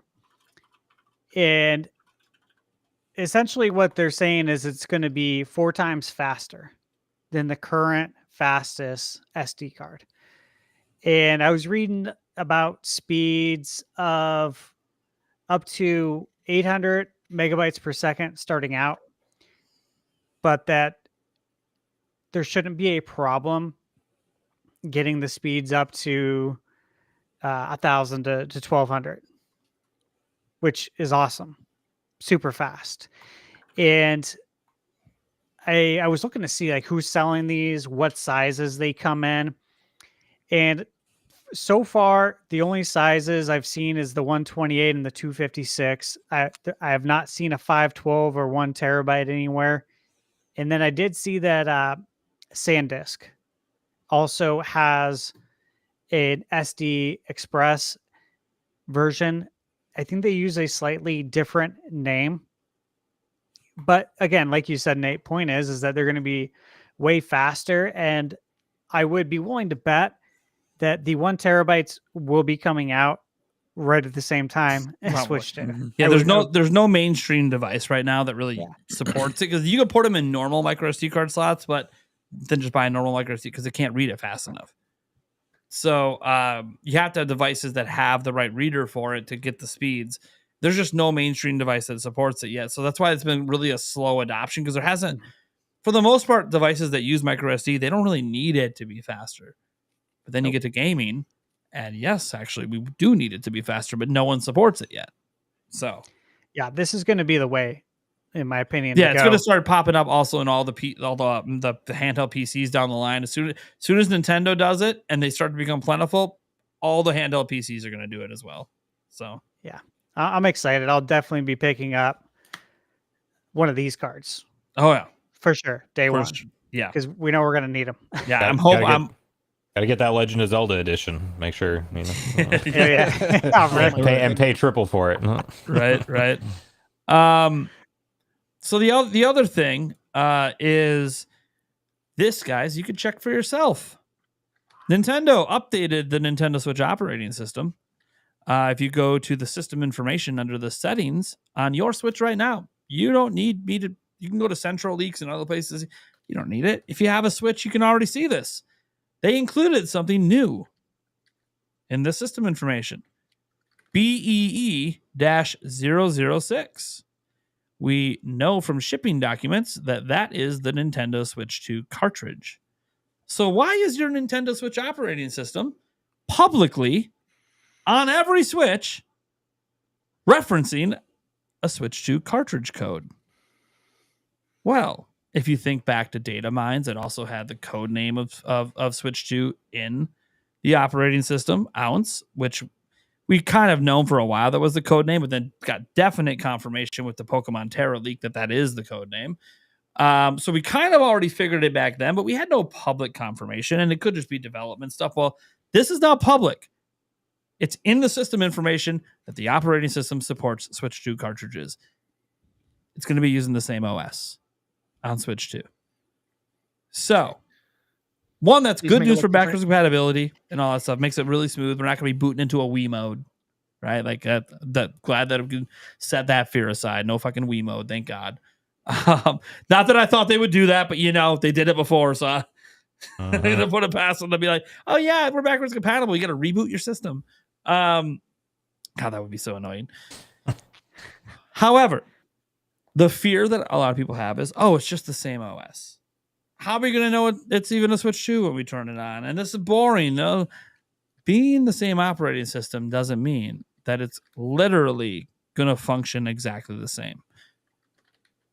As an example, Windows 11 functions a little different than Windows 10, but Windows 11 is built on Windows 10. Just throwing it out there. It's like iOS 18. Yeah, it's built on the prior version of iOS. This is just really great for backwards compatibility, but also I want to get rid of that fear that it means there won't be any new features on Switch 2's operating system or UI elements just because it happens to use. It'll just be features that are only on Switch 2. So the operating system a Switch operating system could have these features. They just recognize we're on a Switch. So no, turn off. Recognize we're on a Switch 2, turn on. That already happens on a lot of modern devices, by the way. Hell, Windows does that. They like all the features that are on the Pro version are on the home version, but they just turn them off. Then they unlock when you have the Pro version. It's stupid, but that's just how software works. So let's turn this around a bit, because this is crazy that this is even the Nintendo. Now this is just Nintendo. We've been talking about third parties, accessory makers, rumor people. Now Nintendo is just like, yeah, fuck it. We already announced backwards compatibility. Fuck it. See if people figure this out. Yeah, Switch 2 cartridges referenced on your Switch right now. So, that being the case, what do you want to change with the current operating system for Switch 2? Can we just get the elephant out of the room and just say themes? Like, I think we all want themes. That's like pretty general consensus. Like, everybody wants new themes. Okay, yeah, okay. Now that we've got that out of the way, I for one would really love some music. If like the Wii had very simple music, but it like added character. It added like something. Same for the Wii U. Like Wii U had very simple music, right? Same goes for the eShop. I think the eShop having music would be great, but that's a different thing. One thing I would like that I do appreciate that Xbox does is you get to make categories, and those categories, and I know the Switch has groups, but they're very hard to get to. Whereas like on my Xbox, I literally can open that like side home and all my groups are right there. So I can easily get to my streaming services. Here's all my downloaded games, like very easy. I want that for Switch, where you can open a quick menu and be like, here's a group of all your streaming services, like your Crunchyroll, Hulu, whatever, YouTube, right? And then can we get those services, please? Yeah, it would be great if we could have Netflix. Yeah. Can we just have them, please? That'd be nice. But then also for your games, so you can say like, oh, here's all of my online games. Here's all of my single player games. Here's all my RPGs. Like you can access them a lot quicker and a lot easier instead of having to scroll all the way over, go into all games. Like I think that's just like very simple, very easy, and would just improve the quality of life of the Switch just ever so slightly. I have said this, like I like the simplicity of Switch. I like how it's very simple. It's just about games, but they don't always let me get to the games quickly, unless it's something I've played very recently. Can't get to it quickly. There's a lack of customization on how we organize our games, and I want that to change. Like we have a few settings you can change about what appears on your home screen, but I pretty much just leave it on the default. What have you been playing lately? Because it's probably the things I'm going to play most, at least in the moment. But I can't put any folders. Why can't I put a multiplayer game folder and pin it to my home screen? So when I do want to play my multiplayer games, I just tap that and here they all are.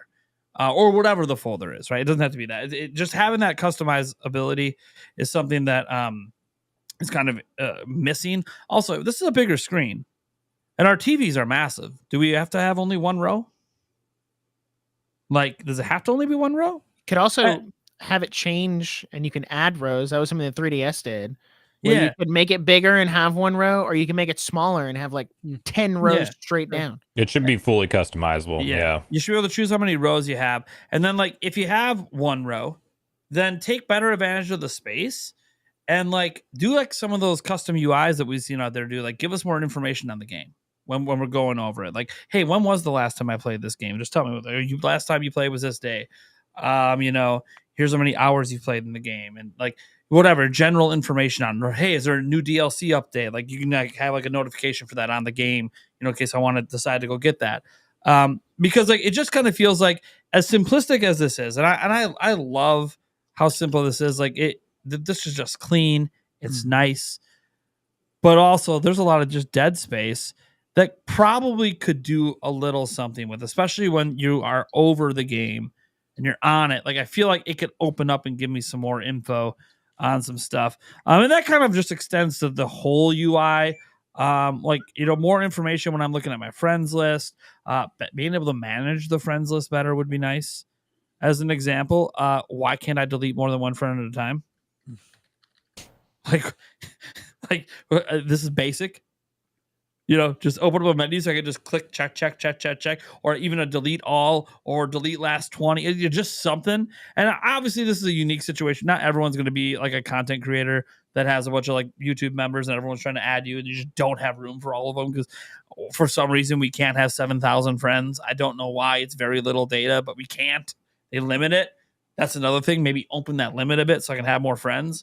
But like being able to manage your friends list better. Being able to manage just everything in general, like Switch, even today in 2024, when you look at it, it just still feels kind of bare bones. And there is some simplicity to that. And I'm sure there's a huge culture around that loves like that sort of simplicity. But I think it's okay to mess it up a little bit just to be more convenient to do certain things. Like if there's new news on a game that I have on my home screen, I should have some sort of notification on that game rather than having to go to a separate news section to know there's new news. Like the news section's great. I'm not saying get rid of it. They could revamp it, do some cool things with it. And I know some of you guys out there use that news. So some of you guys, literally, that's where you get all your Nintendo news. Hey, you don't like the leaks, the rumors, the speculation. Nintendo's got a news tab for you right on your Switch. You want to stick to the official stuff. Granted, did they put the new Donkey Kong trailer in that news tab today? I have not opened up the news tab, and I'm gonna open it right now. I open up the news tab specifically to clear the little notification bubble, and that's it. So Nick, on your phone, you don't have any red notification icons. Oh no, I do. Like okay. YouTube, I specifically do not check my notifications because I like to see how high I can let that number get. But on Twitch, no, get that little blue dot out of here. No. The latest is a Fortnite goes first person with ballistic tactical 5v5 shooter, blah blah blah. There's nothing on here about that Donkey Kong trailer, which I find fascinating because that's a Nintendo first party thing. But then again, if you ever try watching trailers on your Switch, you might. Not ideal. You might know why maybe they're not putting that on there. It's not a good look for the system. It's a little dated. That being said, I'm just saying, like in general, just general UI improvement. Like I don't think they need to make it crazy different. Like go with some of these crazy UI redesigns. But I do think just going with something that feels like, this is new. So it just feels new while like iPhone does that sometimes. And I know a lot of the new is just jacking Android features, but it's still just, it feels new while feeling familiar. And I don't know what that is. That's for their UI design team and everyone else to sort out. But obviously being able to customize just anything should just be allowed in general. You guys got anything else? Has everyone seen the PS5? Yes. Yeah. The 30th anniversary. Mm-hmm. Yeah. Okay. I mean, I mentioned this in my video tomorrow, Thunderstash. You said no joke. Yeah, it's already filmed. Awesome. Yeah, that's awesome. It is so good. It's just so classic. I've always been a fan of like console startup screens, right? And PS1 is definitely iconic. The sound, I don't know why, it's just something that's always stuck with me. When I think about Nintendo startups, the GameCube is just GameCube. super classic. GameCube instant comes to mind every time I think Yeah. Nintendo. It's so good. And I would like to see some sort of cool startup, honestly. I think that'd be nice. That was one thing. But yeah, there really is nothing, is there? no, there It isn't. just turns on. Yeah. Hit your home button. And I get it. It's fast and all that. And, maybe people don't want to sit through it, but I also this has think been for the very hardware, enjoyable.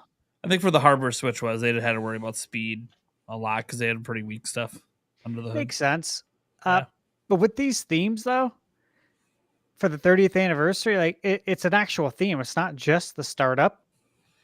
It's the whole user interface. It's the sound effects in the menu. Like there's little touches everywhere. Like it's using the PS1 sound effects when you move to and highlight a different game. It makes a different sound. Yeah. It's just really good. And all I was thinking 3DS when I was had doing stuff this like is that. like, man, we got Nintendo's 40th anniversary next year. What are you guys gonna do? Like, you gonna do anything? Because this is great. If you need ideas, do this. Mario, This is baby. really good, man. Yeah. So I know, Nick, obviously you mentioned themes right at the get-go because that is a big thing. Do you guys remember? The themes You guys remember for when they did some Mario themed stuff in the eShop, and you were like, "Oh, this is kind of cool," but it's like running at like 2 FPS. Yeah, It's like, That could be a problem. It's like, okay, Nintendo clearly wants to do this, but like when you were they gotta fix downloading some the stuff. game on the Wii? No, And, on Mario would Switch. run on the On screen? Switch, Ah, they tried a little bit of like during anniversaries have like Mario stuff on the eShop, like little Mario running and stuff, and it was just really, really bad. I like what they did with the eShop where they put like during those Mario events, the background changed. Yeah, Like that it was the Mario, but then also they did have that running thing that clearly did not did not load very well. Right, It's no, it not did great. But here's the thing: we're just talking about the UI of your system overall. Like it should be able to run way better. That's running locally right in your system RAM. So I know we talked about themes, but like it's wild to think that like 3DS had themes. You could buy them. It changed it. It changed the sound effect. It did exactly what Thunder said. Like literally, Nintendo's done this, and they just didn't bring on a way weaker system, by the way, and they just didn't bring it back. And it's like free money, and it makes like people can spend. He can have like Club Nintendo, like do they still call it Club Nintendo? Whatever the coins system Yeah, they the use. points. Yeah, Yeah, like they still we'd use that to buy themes, even. You know, or just make it like have a like one from each franchise as a premium theme for Nintendo Switch Online subscribers. Or a little bit of an achievement, baby. You see the ending of a Nintendo game, you get the theme for that game for the system. That would be even better. That'd be, I really like that that's idea. actually a good idea because that's a way to Nintendo up the achievements and you trophy get system. something for How they it. don't want to just do like the same thing as Sony and Microsoft. And I would just add real quick, I think that the biggest thing, and this is ridiculous because it literally makes Nintendo so much money, is the eShop should not be an app you hop into to begin with. It should be a tab, like hit the L button and it just tabs you over to the eShop, and it should feel the same and as responsive as going through the system menu. I mean, there is just, you are spending money on a Nintendo storefront. There is no reason for you to have to struggle to get to game pages, you know? Yeah. And I really think they could do that with every icon. Like if it's a game you already purchased, kind of like PlayStation 5 to compare to them, I really like the PS5 UI. It changes the background to the game that you're on. There's music that plays that's from that game most of the time. You know, they're prepping you to get ready to press that play button. We had that with like the Wii on Twilight Princess. One of the coolest things was going to that, you know, and then hearing the music kick in, you're like, oh, I'm getting ready to go into an adventure. They should do that on the games we own, but also whenever you go to the eShop, it should just be like whatever game you're highlighted on takes up the screen, shows you the information. It should all just be like a seamless thing, you know? And so I really hope they overhaul that stuff. That's my biggest thing, is if they can get that stuff feeling responsive and not like where I literally have to click down less so I can let it catch up to me, dude. scrolling through a list. It's insane.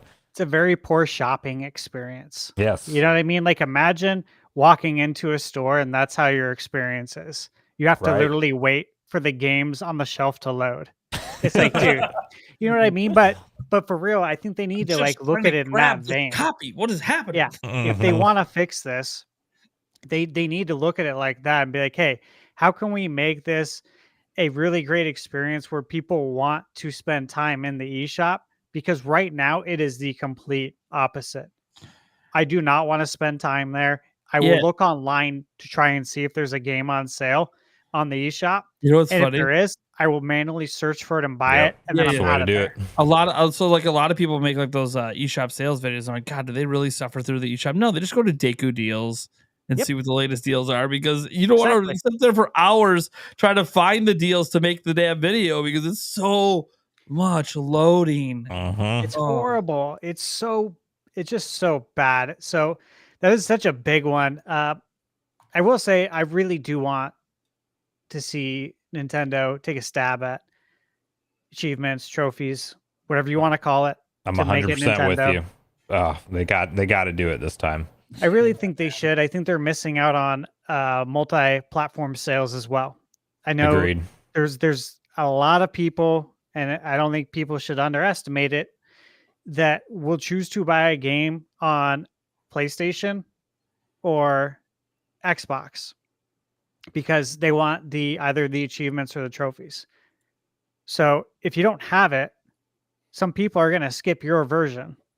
Like playing it in handheld won't be enough because they like the trophies.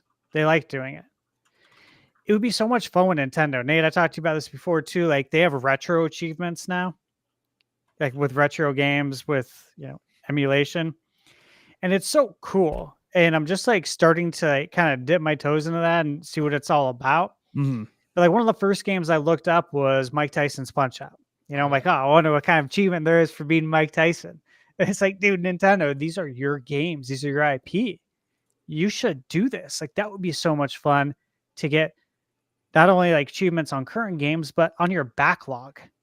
That would be really fun. And I love the idea of themes. Like imagine if you got the platinum on a game, whatever Nintendo's version of that is, and you get the theme. Absolutely. There's so many great ideas you guys have came up with that I really hope Nintendo finally does it.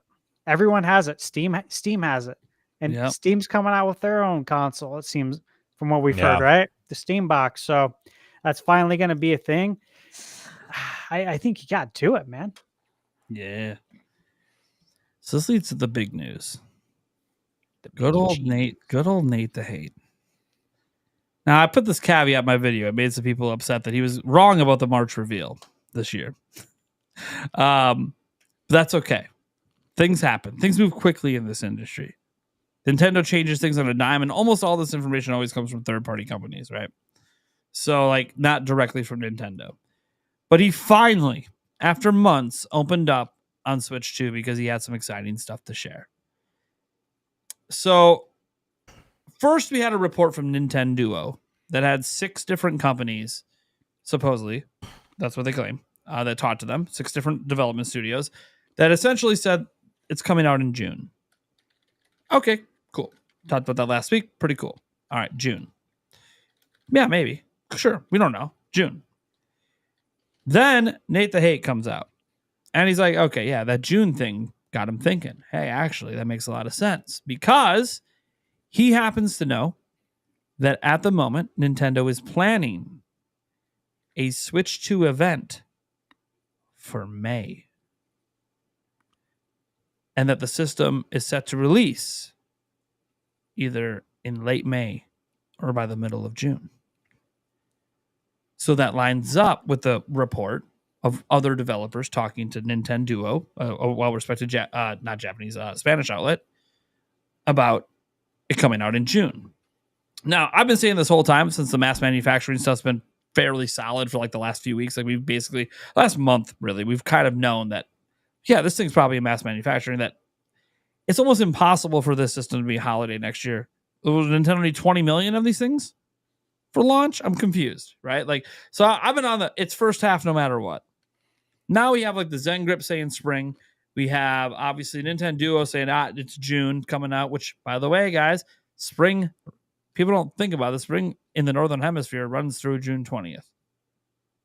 Now, I know Japan is June 1st. I get it. Okay, for some reason, they're in the Northern Hemisphere where they go, nah, we're not going to be like every country around us. We're starting summer on June 1st. I get it. Okay. But they're an international company. They're not just worrying about their local place. And spring is being said by people that aren't in Japan. So they're probably just referencing their local place. Like the people who make the Satisfy grip, they're in the US. So bam, you got, they're going to go off US spring. All that stuff. The Nintendo, they're going to be going off, obviously, Spanish. It begins on the 21st, etc. It's based on an astrological event, if people didn't know why summer begins around June 20, June 21st. It's an astrological event. Anyways, almost every country recognizes that event except for Japan, apparently. They probably have their own history on why they start on June 1st for summer. That being said, that doesn't really matter. What matters is this May event. Now, he doesn't know what the event is. He speculates that it is probably like the January 2017 event. It's that big, here's everything, and then the system is out very shortly after. Because also he's heard about the system coming out by the end of May. So this kind of feels like maybe a beginning of May event, which is pretty... Because it's like fucking 5 months from like you realize like how soon that is? That's not that far, considering that he's not saying that's when it's revealed. He's saying that's the launch event. And he then went on to speculate. He doesn't seem to know, which is okay that he doesn't know. Or maybe he does and he doesn't want to put it down in stone because, he kind of got burned on that earlier this year, putting it in stone. But he essentially says like it's got to be revealed by the next investors meeting, which is February 4th. So that kind of lines up with other rumors we've had about it being revealed in January, which again, Nintendo already said it's being revealed by the end of March. So we know that reveal is coming. So what are the thoughts here? What are the thoughts? I've did a whole video on this. My audience knows what's up. For me, I want to know, how about what Mr. 2.7K subscriber base over there, Nick with no K, has to say? Well, so just so I can clarify and just really get things clear. They're doing like a January Switch 1 2017 type presentation is the expectation, or not the expectation, but like the rumor for a reveal this January. No. And then, or is that what they're talking about in May?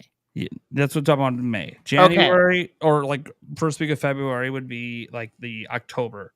Gotcha. So that's like the, hey, here's this thing. Yeah, like here's the reveal. A couple of the games that like we're gonna show off, like a couple of the big game, Elden Ring, Baldur's Gate, that kind of stuff. Yep. And then in May, okay, that's gotta be a baller strategy by Nintendo to be like, here's this big presentation in May, and then bang, you are playing Switch. Something I kept in mind with thinking about, like, some people said late May for a release date, and I think that could also be advantageous because if I'm not mistaken, that is Golden Week in Japan.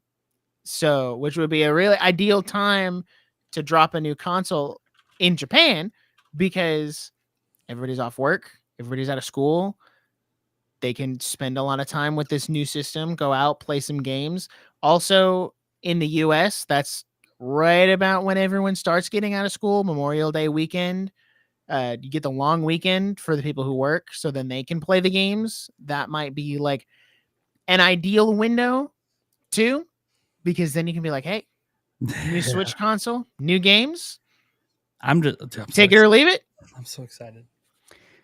Golden Week this year is April 29th to May 5th. So beginning. So it ends on my birthday. Because I looked at it. I could see them doing the event during Golden Week. That'd be crazy. I could too, because we're trying to schedule, my lady and I, my 40th to go to Japan. And I was like, I don't think we should probably go on Golden Week. It might be like crazy for us to go during that time. Yeah. But I'm also like, I told her, it's like, I'm more than willing to like not go during my birthday month even. Like I want Switch 2 in my hands on the plane. Okay. So if it comes out in June, I don't care. We go in June. You know what I'm saying? Like, you guys know, like, a trip like that. If I want to be on vacation, I want to be rocking Switch 2 the whole time. I want Switch 2. I want to be like vacation. In Japan. Then Switch 2 comes out. Nah.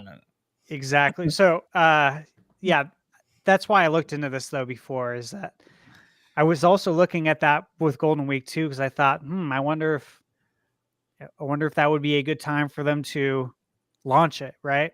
Also, because usually at that event that they did in January, they also had media behind the scenes go hands on. It's just interesting to note that for the first time in PAX East history, it is in May this year. Or next year, I should say. It's never been in May. It's always been April, March, never May. Is it early May? Or is it like middle? It's like middle May. It's like 8th to the 11th or something like that. Oh, so like right after. It could be right after, and all of a sudden you have a public hands-on heading right into like launching 2-3 weeks later. Like it's all kind of lining up that it makes a lot of sense. I hate that it's lining up, because the last time everything lined up was like in the fall. We were like, yes, this is it. And then there's like this great plan, and then nothing happened. And I'm like, well, to be fair, there really wasn't anything. It was just hopium that we just thought it made sense because Nintendo smashed all these events together, and PH Brazil was so confident it was coming out in March. And okay, cool. Things change, right? But I just look, the moment that Nate the Hate said this, my initial reaction was, okay, I can give up on March now. I'm good on giving up on March. That's fine. Like not for reveal, but like just not coming out in March. That's fine. I was kind of already being like, well, maybe April. Okay, May's fine. June, as long as it's not the end of June, beginning, middle of June, if they want to get it out before Summer Game Fest, cool. They want to get it out right after Summer Game Fest because they want all the promotion from all these games that are coming to the system. Sure, cool. I get it. But I just look at this whole thing as, okay, this is starting to feel real now. We have the accessories. We have all the shipping data confirming that this thing's in mass production. We have Nintendo randomly deciding at an investors meeting to tell us detailed information about Switch 2 before they've even revealed the fucking thing. Why do we know features of the system before we've seen the system? Has that ever I don't think it's ever happened in Nintendo history. They're telling us exact functionality and features of the system before we actually have seen the system. It just doesn't make sense to me because Furukawa's a madman. He told us back in May that it would be revealed before the end of the fiscal year. And now we're sitting here. We're getting up to that last quarter, that last bit where it's going to be revealed in those 3 months. We have indie studios just straight up announcing their games are coming to Switch 2 just because they can. We have we have 3D prints being sent to YouTubers now from accessory makers. And now we have Nate the Hate deciding, you know what, now's the time I'm going to come out of the woodworks and be like, guys, you're all talking about reveals. Yeah, you're probably right. Reveals probably January, early Feb. Yeah. Also, you know what you really want? You want the fucking blowout. Let me tell you when that is. And now I'm fucking hyped. I don't know if I've ever stopped being hyped for Switch 2, but I go through these lulls where it's kind of like, all right. It's just going to be, we're just going to be talking about the same bullshit every day. Another accessory leak, another this. Oh, no, we're talking about an event. Now, all I need is a game leak. Can we get like a game leak, please? Like an actual, like not an indie game. Like, can I even get like a whiff that Elden Ring is coming? Like I get the Nintendo stuff probably won't leak unless Nate the Hate or someone, because either Planet Planet Robobot is coming to Switch next year. That's awesome. I'm really excited for that. That's one of the best Kirby games. I'm really glad it's coming to Switch. But I don't know that he is going to hint or leak any sort of Switch like launch games or something like that for Nintendo. Maybe he doesn't know. But can we get some big AAA third-party leaks right now, baby? Final Fantasy VII. They leak for everything else. Yeah, dude, Final Fantasy VII being leaked for it would be huge. I mean, we might have Half-Life 3 leaked for the Game Awards tomorrow, for crying out loud. Final Fantasy IX remake. Yeah, there's a rumor out there. Valve is bringing the goods tomorrow. We'll see what happens. Oh, Half-Life 3. Oh my God. Yes, I saw the rumors too, but it lines up with the idea of the Steam box. But we'll see. But we'll see. If you want to create some steam for the Steam box, you announce Half-Life 3, right? True. I mean, It's the way to do it. Dude. Okay. And I could just sit here and buzz for like 5 hours on this. Eric, is this feeling real for you yet? God, let's sum it up with what the guy from Frozen said. Hoo-hoo, big summer blowout. Yeah, that's it. I just want it. I don't know what else to say. I just want it. Give me something, Nintendo. That I'll be satisfied. Just give me something. Jesus, let me see it. Sumro, how's it make you feel? I like it. This feels like the most solid because I put a lot of faith in PH Brazil, but I also, just because of that April direct claim, was always so half and half on but then he got all my faith back with multiple events getting, moved up. I'm like, okay, this is inside info for sure. And then I had a little bit of hope once again for like that one rumor from the Weeboo user who said January reveal, March launch. I wanted that to be so true, so bad. Glimmer of hope. I was like, maybe there's some maybe hope. that's There's the some thing. hope with that, because like you want it to be true. But I really started thinking about it, and I was like, if Nintendo has even more than one first-party game at launch for this system, I just can't see them having less than 3 months of marketing for it. And maybe, they can. There's nothing that says that they can't, but I just would be really surprised if they would compress all of that from a January to March window to launch everything. So I was starting to feel like, okay, it's going to still be first half of the year because I like you have been following very closely all these shipping data reports. That it's funny that people like question these things when it's literally like public information that's out there that's like shows you can see how many units. And if you guys don't know the website, I know the website now. Like I figured it out. Like, I know what website it's from. The screens are you can see how many panels of and T239 specifically that Nintendo is getting into their warehouses. You literally right now. see Nintendo on the order forms. I mean, yeah. So things are happening, and then on their own financial report, the work in progress inventory is at a record high. It's never been this high. And then Foxconn has a record high, as well with their completed product number. So like seeing all that stuff, I was starting to get back in the mindset of no way, even in the worst case scenario, this is not a holiday 2025 console. I really don't believe it ever was intended to be or would be.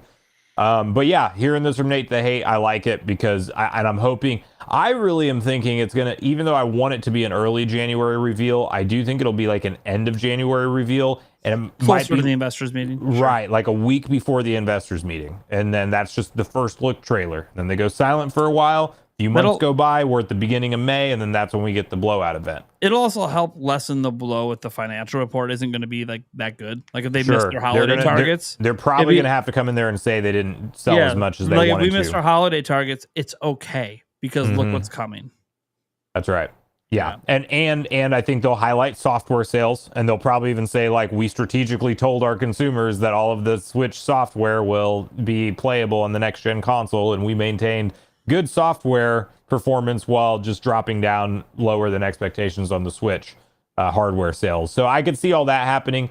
And yeah, I'm really curious to see what kind of May event is planned. Like, is it a copy paste from the January thing, or do they do giant in-person event? Yeah. Right, but is it that, or do they do like just a Nintendo Switch 2 Direct? Like literally, like here's all your questions answered. It's a digital presentation. Maybe they do have something set up for press and on hands and stuff like that. But maybe that's also the PAX East stuff, and then they have something else over there in Japan. Like a worldwide tour event. They did that with Switch where they had like quick pop-ups for people to come try it. Mm-hmm. Or do they do like that again? Yeah.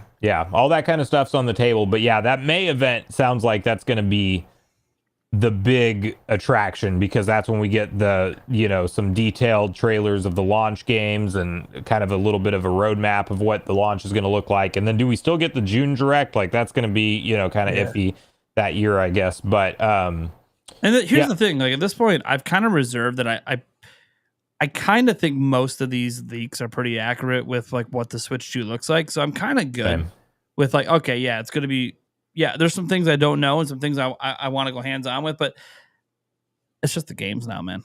Yep. And that's with you. what even the reveal is going to bring games. We're going to see the launch game in the reveal trailer. It's going to be there. The games, and the only one question I have left on the hardware is, what does the display look like when you're holding it if it's not OLED? Because it is, I'm really curious on a side-by-side comparison to the OLED. Yeah, they could. If it's LCD, please be laminated like the PlayStation Portal is. It made the screen look so much better. Yeah, please be. And I'm thinking it will. But I don't think it's going to be a day. It's definitely not going to be a Switch One screen. OG Switch One. It's not going to be that. So please, I can't go back to that. I can't. I couldn't imagine it after the OLED. That's the problem. I know that the OLED looks nicer, and I know there'll be a Switch 2 OLED one day. I just give me something better than the original Switch screen. Right. Anything, even if it's just a layer of lamination, and that's all it is. I don't care. I can't go back. I was touching the OG Switch the other day because my fiance has it, Yulia, and I'm like, oh my god, this is so bad. Yeah, it's actually day and night whenever you play it one next to the other. It really is. It's just, dude, I feel like I'm playing on something from the 90s right now. I'm back at the CRT. What is happening? Like, this is not. It was. And the thing is, I didn't complain. It's one of those. It's bliss when you don't know, right? Ignorance is bliss. Like Eric, he's been on the OG the whole time. Mm-hmm. So like he hasn't really played a Switch OLED, game next to his. Nope. No, does he know OLED looks a lot better? Of course he does, because he knows stuff about tech. But if he started playing his game on here and then went back to his, he'd be like, fuck. Mm. I'll still wait for Switch 2, but fuck. Damn, it is a lot better looking. That was one thing that was really cool because I got the OLED like a week early, and that was one of the biggest videos I did was people just seeing the difference and how the games look. Like, they don't play different. It's not about what they play like; it's what it feels and looks like when you're playing. It is night and day, just night and day with the colors and everything. Anyway, so I know. Okay, going back to LCD, fine, but be better. Please don't be the cheap dog shit LCDs. Please be better than that. I know they're going to be cheap. I just don't be the cheapest. Please. Here's a question I just thought of as we were talking about like a January reveal, right? If they reveal it in January, do we then still get a February Nintendo Direct? And if we do get a February Direct, do they start showing Switch 2 games now that they've announced that it's coming, and they can say, here's like not necessarily anything massive that would be in the May event, but you could start like trickling some third-party stuff in there. I think it's going to be so. PH Brazil has already started teasing there's going to be some sort of direct in February, which isn't a surprise, right? It's a normal direct month. He's kind of leaning towards it being like a third-party one, but he doesn't know. I think what will happen if they announce the Switch 2 before that direct is I think it's still going to mostly be like a Switch Direct, kind of like just kind of, hey, let's line up our games heading up to Switch 2's launch. So like, hey, here's your your April, your May, your June Switch games or whatever, third party or otherwise. But I think one thing they're going to do, because Switch 2 has been announced at that point, is they can also talk about if there's enhancements for the new system and what that is like. Because Nintendo did say they have to explain something about backwards compatibility to us, and they will explain it to us at a later date. And what that something is, people are presuming, okay, backwards compatibility is pretty obvious, right? You put your Switch cartridge in, you play the game. You download your game, you play it. Backwards compatibility is pretty straightforward. It works just like your current Switch. So what do you have to explain? Unless there's something else. And that could be maybe when that explanation comes. They explain that something else in that direct while still only really being about Switch 1 games. It's possible. See, I think if it's a partner direct, then it's all Switch 1 focused. But if it's a mainline direct, maybe with like one first party title like Endless Ocean, like we saw that happen last year. But if it's a mainline direct, but then at that point, I think it's maybe not the most overwhelming direct with a bunch of Switch 2 games in February, but the show closers, the 3D Mario or something like that. You know, like that's what I think. Like, I think we get the rest of the launch lineup for, the rest of the cycle of Switch 1 releases leading into Switch 2, but then the show closers 3D Mario. Imagine. I could see something like them. That's their one more big thing. I don't know though. I'm not getting my hopes up on anything until I see what kind of. I might cry the moment we see 3D Mario. There might be a tear. I can't wait for it. I can't. that team, the magic they do every goddamn time. Dude, And go back and look at Galaxy 1 and 2 on Wii and just like they did that on fucking Wii. What the fuck are they gonna do now? This is I'm gonna that team, dude. Some of Nintendo's teams just make magic happen. I'm gonna feel the same way when they show Zelda for the first time in a couple of years. Like the first Monolith soft game and what they can do now that they have some real power to do what they are. They're the team that I always felt like we're limited by the power. Okay, so a lot of those limits are gone now. What the fuck are you going to do? I can't wait to see what that company does. The next Xenoblade and what that could look like, or whatever that. Maybe the new IP that they've been working on for a while. Oh man, Thunderstash, what are you feeling about this stuff? As far as the release date with June, I mean, I can get behind that. I don't see why not. I think summer's good. You know, if you look back in the history, the GBA launched in June. Yeah. June 11th. The GBA did very well. It was as iterative as it gets. You know, Game Boy Advance. Nintendo to Super Nintendo. Switch to Switch 2. I could see that. Would I like it sooner? Sure. Yeah, but I could definitely see June. Also, that's still in their first fiscal quarter. So it's still like kind of at Nintendo's beginning of their financial year. And it allows it because it's probably going to sell out, right? Like, all new devices, even Wii U sold out, right? So it's probably going to sell out. It also allows them to have 2 sellout periods in the first, even calendar year. You have that and then holiday. Yeah. So, and do they put Mario Kart in holiday? I think Mario Kart that should be the and That would be 3D a Mario sick holiday game. is coming out within that launch window, which, again, Nintendo's launch window is 6 to 9 months. So I expect one at launch and one as the big holiday game. Which one it is, I don't know. I would presume It'll be a holiday bundle already. it would be 3D Mario at launch, right? But it could be Mario Kart. They've never done that. The closest they came was Switch 1. And again, it was never planned that way, right? Yeah. So we'll see. It should be really interesting. As far as those LCD screens, I was like just reading up on some of the advancements, right, that have been made in LCD tech since the Switch 1. I think we still get a really nice screen without going over all these details. I think we still get a very nice screen. And if for some reason it's not, there's always other alternatives.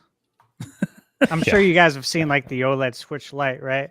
Yep. Yeah. There's ways you can customize. So anything. If you really want to customize, give it like a month, can. there'll be some third party OLED screen you can already buy for it. And Exactly.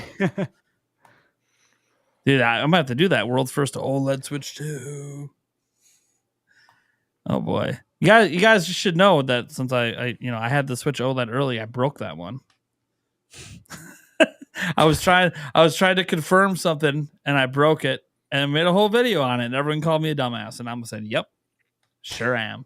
I did not have the proper stuff to take the screen off. I knew it. I knew it was going to break. I literally knew it when I did it on live stream. I'm like, this is going to break. And it's broken. Well, still works in dock mode. Anyways, yeah, I literally broke it. I knew it was. I'm like, I just do not have the right stuff for this. I used to work at a repair shop, so like they had the right. You don't even need that much. It's basically some heat, and it maybe a little bit of picks, and then you just use like a suction gun. It's really not that hard, but I don't know. I just for some reason couldn't go to Walmart. That being said, I think we could probably wrap that up there. There's just so much we could talk about with Switch 2, and a lot of it at this point, there's going to be more leaks and rumors and stuff that happen. Obviously, the rumors I want to start hearing about our games. We do have the Game Awards coming up. The Game Awards has not happened at the time of this show, so that's why we kind of avoided talking about that, because literally anything we talk about, it's irrelevant less than 24 hours later. So it was no point in really diving into that. There's obviously the potential that technically this conversation's irrelevant and Switch 2 gets teased at the Game Awards. Very, very low chance, but Furukawa's a mad lad. I don't know what he's doing. I don't know what he's cooking. So who the hell knows? He did say there would be phases to the Switch 2, and maybe that's phase 1. Little tease there. January full reveal. Big event in May. I don't know. Maybe that's what he's doing. There's people that predict that Nintendo may not even reveal the system there, but there'll be like a little 10-second thing, and it's just the new logo. And all of a sudden, it's just dropped in every fucking third-party trailer. I like that idea. That would be wild. There, you're not even showing the system. You're just, here's the name. It would be so nice to have a logo before we watch all these other third-party games get unveiled that we have to speculate on whether or not they're headed to Nintendo The Switch entire 2. show, literally, because me, Stash, and Eric are going to be streaming it together. Literally, every big AAA third-party game they're going to show, the number one question is going to be, so you think this is on Switch 2? Yeah. Right. I know. Like, please be on Switch 2. You're on Switch. Oh, that's definitely a Switch 2 footage. Yeah, it's gonna be fun. I think we're gonna see a lot of that actually. So like, it would be nice if Nintendo would do a solid and like drop a little teaser logo at like the beginning of the show. It would, or even before the show. Nintendo, you want to one up them and announce the logo during the day. I'm cool with that. Like, I don't think that's going to happen. I don't think we're getting anything Switch 2 tomorrow unless third parties are being wild and putting Nintendo logos in all their games because they can't put the Switch 2 logo. They start doing the Yuka Replay thing. Hey, coming to PS5, Xbox, and Nintendo. That could happen, by the way, guys. That would be technically Switch 2 news in the middle of the Game Awards. That trailer is still up. Oh yeah. It would need to show all those Nintendo logos and then just cut to Doug Bowser's face every time, and just like see what he's looking like. I would laugh. That would be good. Dude, I would laugh if with the Nintendo logo and then they cut the Doug Bowser just to see. Yeah. Like, is he shocked that that's happening? Yeah. Or is he just grinning because he just knows? That would be hilarious. If they never cut the Doug Bowser, if a Nintendo logo pops up like that, that's clearly Switch 2 and they never cut the Doug Bowser, like dude, the cameraman needs to be fired. Who's ever in the back of the Switch room? Come on. Yeah. That's a beautiful moment just to see if he's shocked. Seriously. Because everyone wants to know, is Nintendo mad that Nintendo logos are popping up like this? Or do they just not give a shit? Because it's copyright logo, by the way. You can't just freely use their copyright logo. I know you might go, but you use it in thumbnails. Yeah, and Nintendo can contact me and tell me to stop anytime.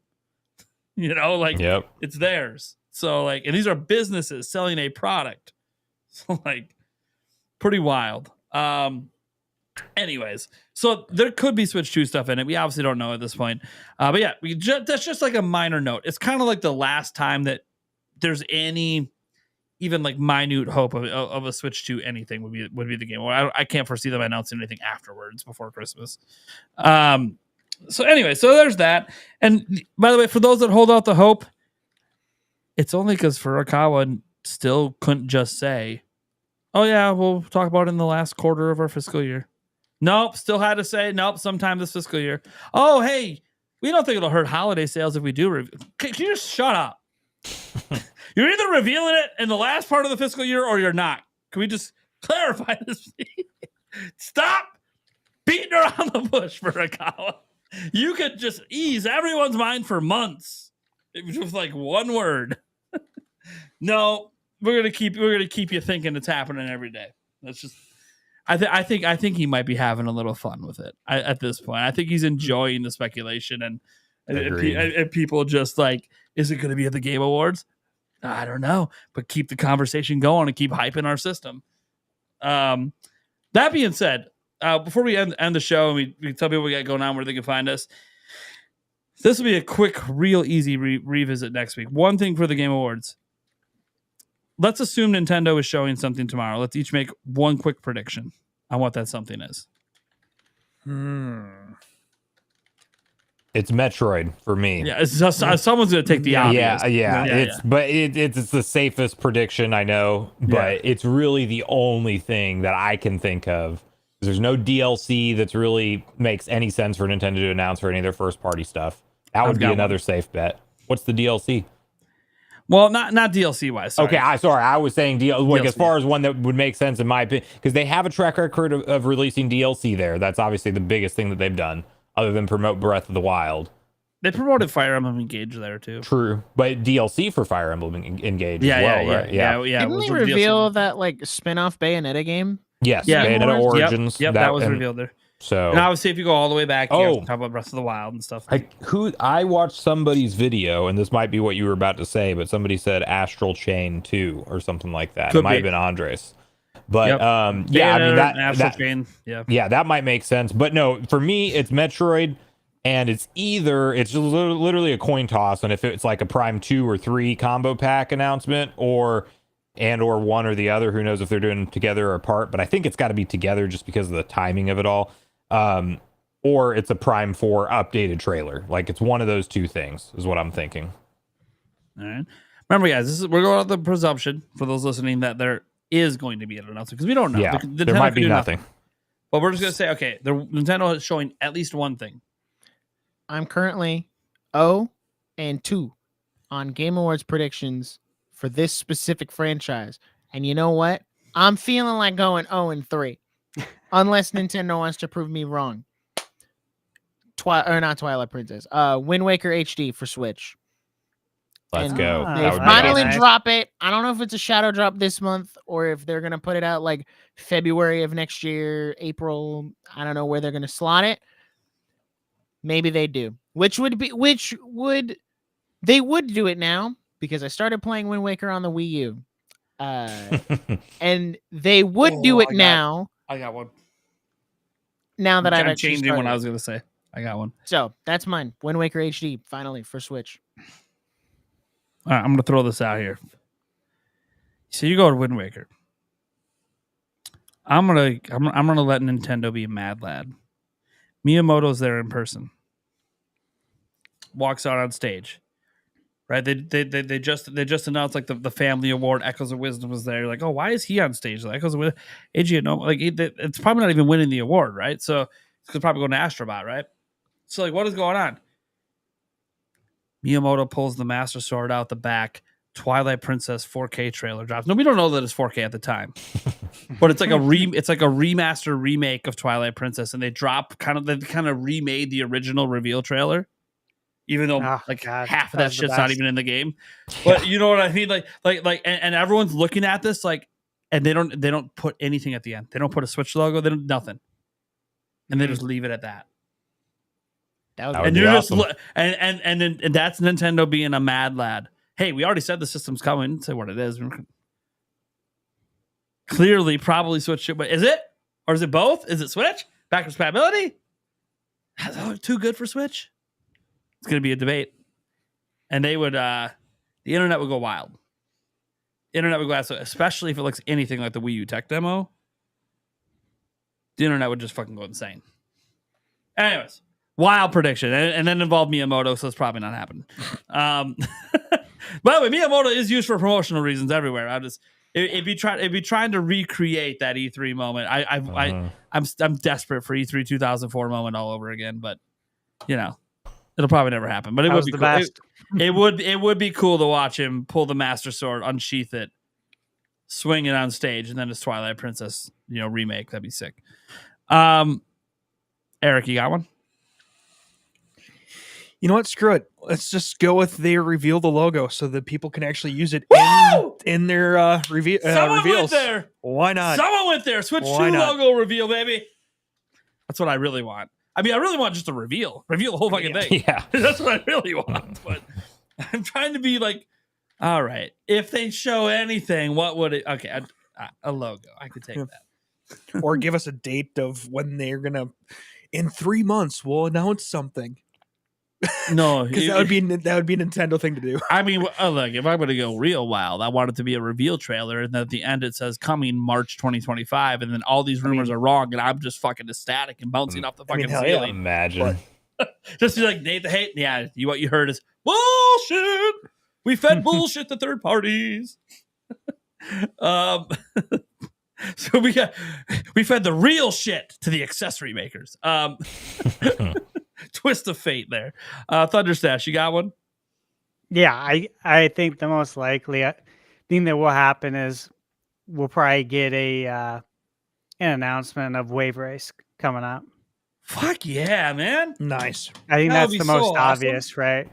There you go. That's the most obvious. Yeah, obviously. No, Obvious. for real though, Metroid is what I've always thought. It's like it can't be I think- Donkey Kong now because they just dropped the trailer. So Yeah. Yeah, it's not Donkey Well, Kong. We have to start up the marketing for Mhm. Metroid, and people need time to play it. Okay, so I think this is a great time to do it. It's a great time to remind people about Metroid and reach a large audience. And I do think that a Metroid Prime 4 updated trailer makes a ton of sense as well, because you have to remind people why Metroid Prime 2 is coming out now, because we're getting you ready for part 4. Here's an updated trailer. So I think that is a really good option. The Wind Waker Twilight Princess deal, I have not given up on that. I will never give up on it. No one's gonna give up till it finally happens Yeah. one day Yep. in our I lives. think it's going to happen one It day. will happen. And I don't see why it couldn't happen here. And the only other game that I could see, I just don't know if the time's right, but I know it's going to get announced at some point. That's Galaxy 2. I expect Galaxy 2 HD at some point. Sure. Mario Day next year, I think. Nice. Yeah, that'd be a great time to do it. Well, we'll revisit all this next week just to see if any of us, and it's probably Metroid's like the most realistic, but we'll see. Who knows? Maybe my Twilight Princess dream comes true. I called it. You heard it here first. That'd be fucking wild.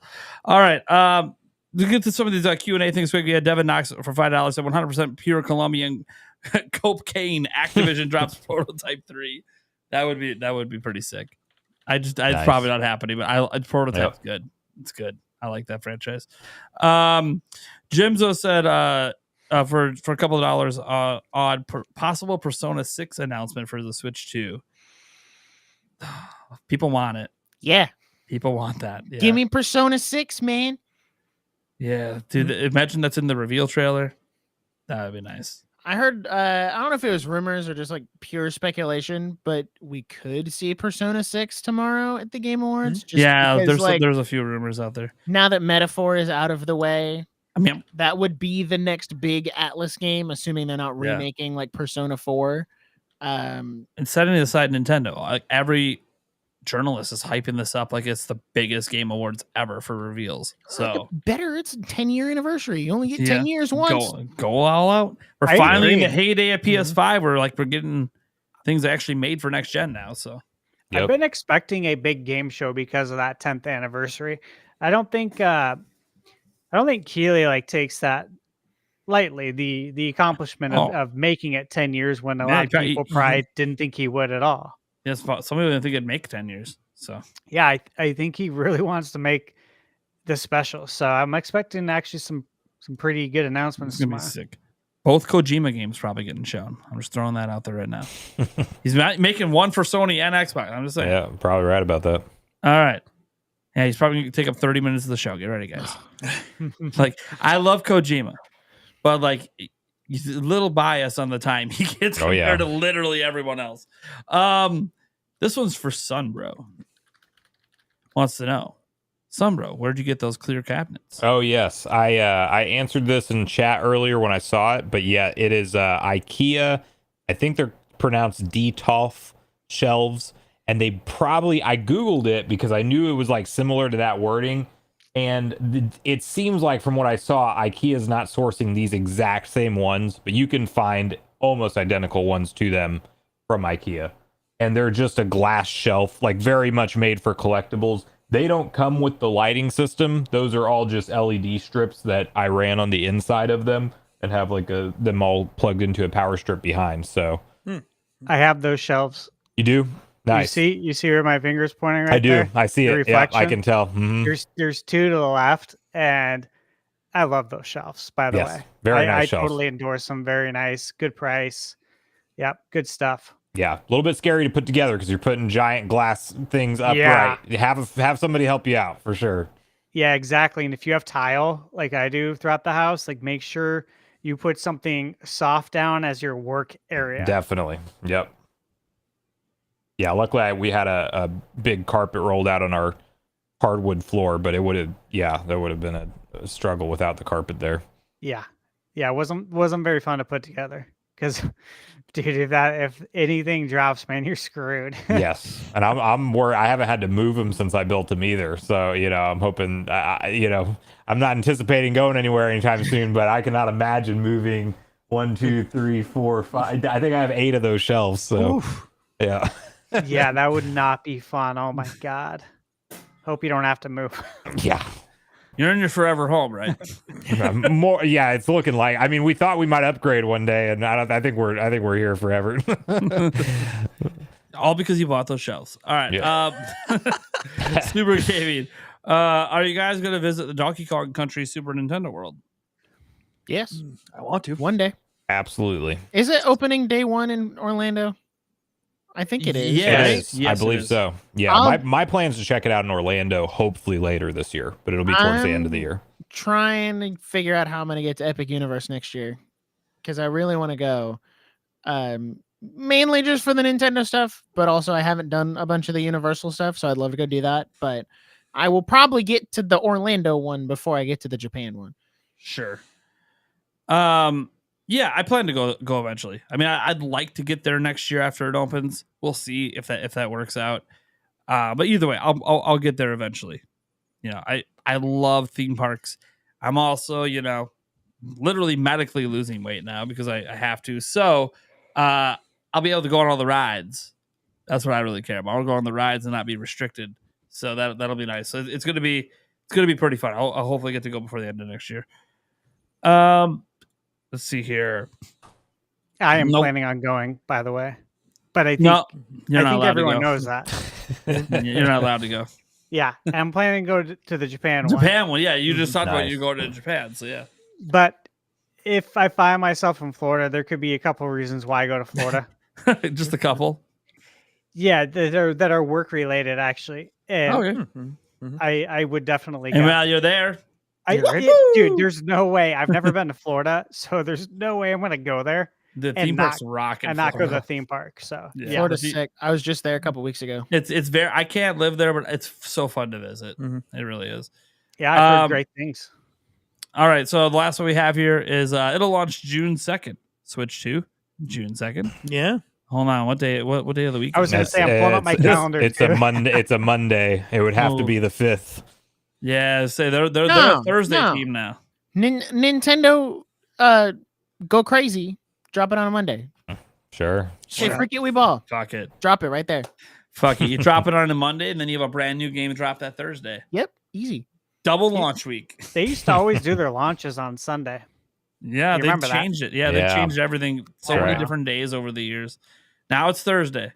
They clearly I- changed that to set up Switch 2, and I don't know why the Thursday, but sure. Can I air a really quick grievance? I do not like that they moved their launch days to Thursday.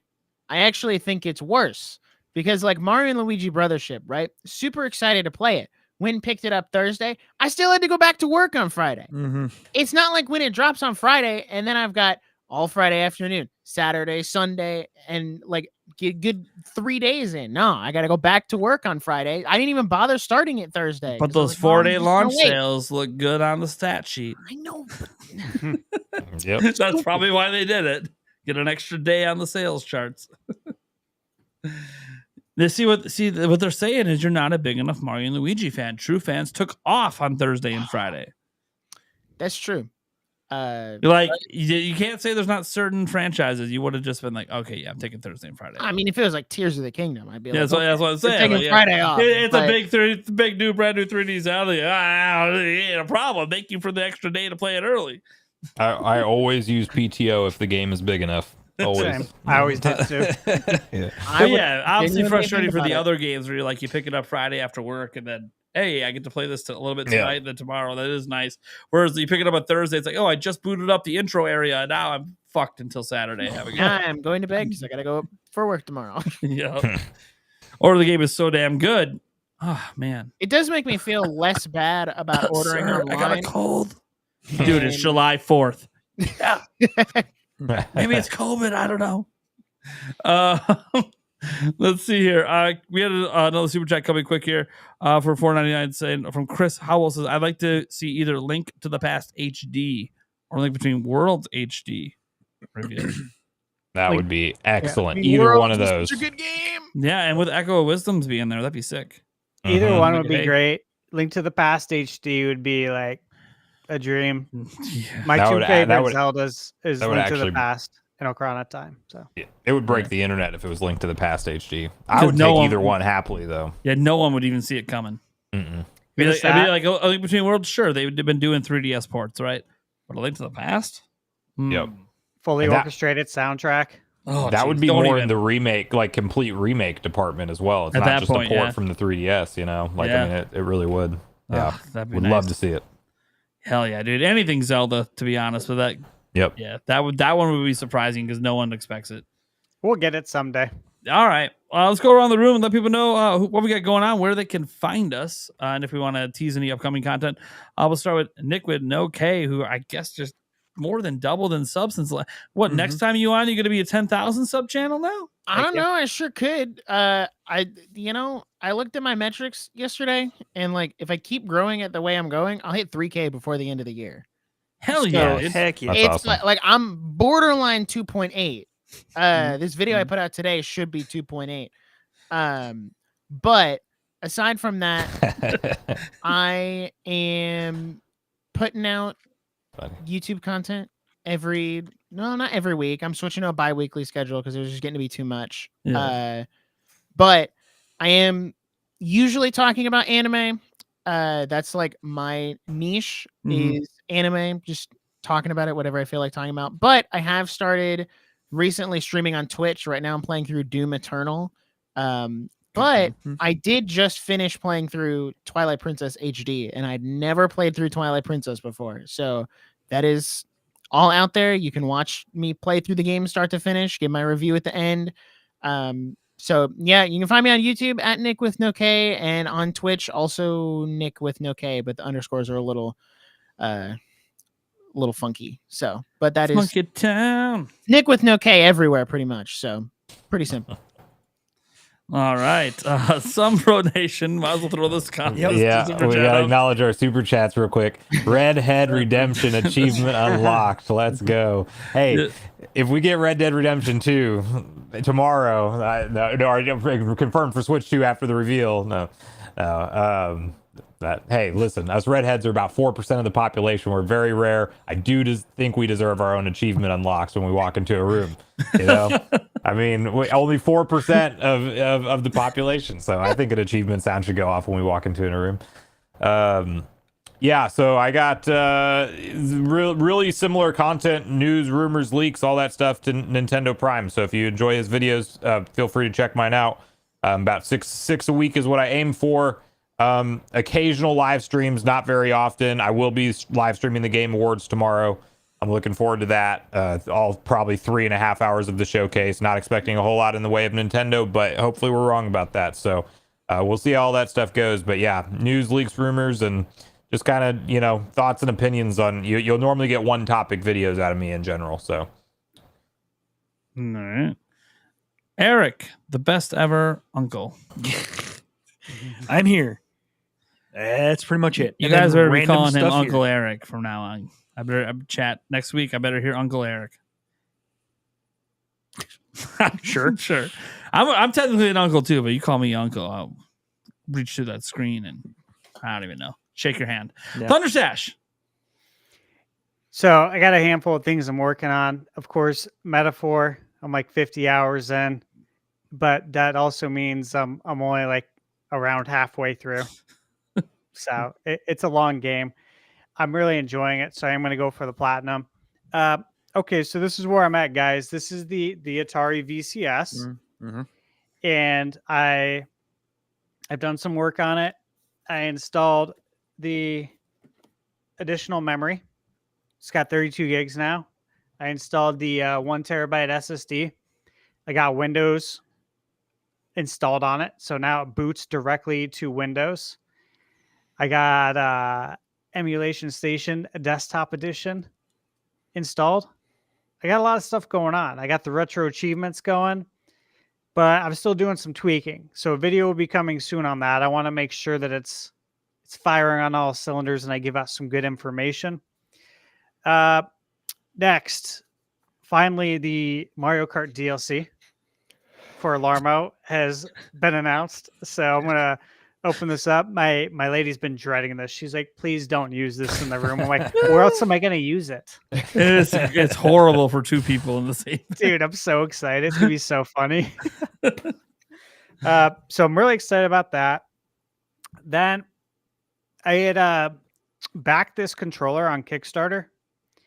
And really, it was because I want to be able to use it as well with Switch 2. So I'm going to be doing a review on this. This is the 8-Bito Genki.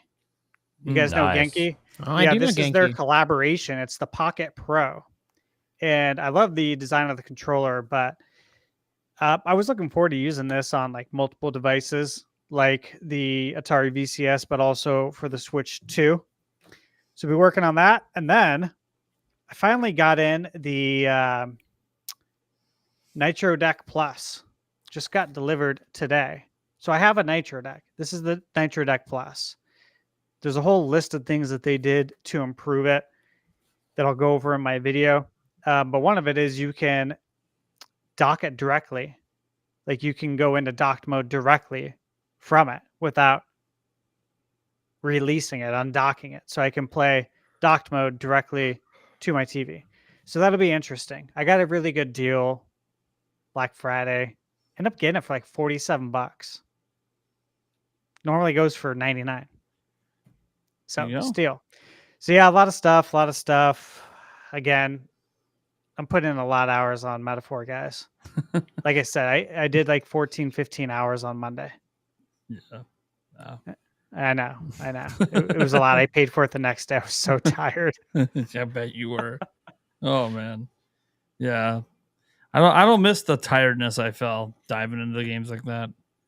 I've avoided Metaphor. So good, I avoided it because I knew it would be a life sucker. Yeah, it is. I don't know if I can afford the hours right now to it. At least Maybe. it's not like a permanent one, right? Yeah, no, yeah, it's not. And here's the thing: like you're obviously doing for like review purposes. So Yeah. it's kind of like me. Like I just play it over. Like if I got that game, I'm playing it for like 6 months. It is what it is. I'm just gonna play it, a couple hours every day or something. It's so hard to get a review out like in a timely manner because I'm not getting it a month early. Oh Like, yeah. people who got the codes got it a month early, which that's what you need. Yeah, for a game So, like that. Yeah. Yeah, but it is what it is. That's life. I'm Yep. enjoying it. That's all that matters. Yep.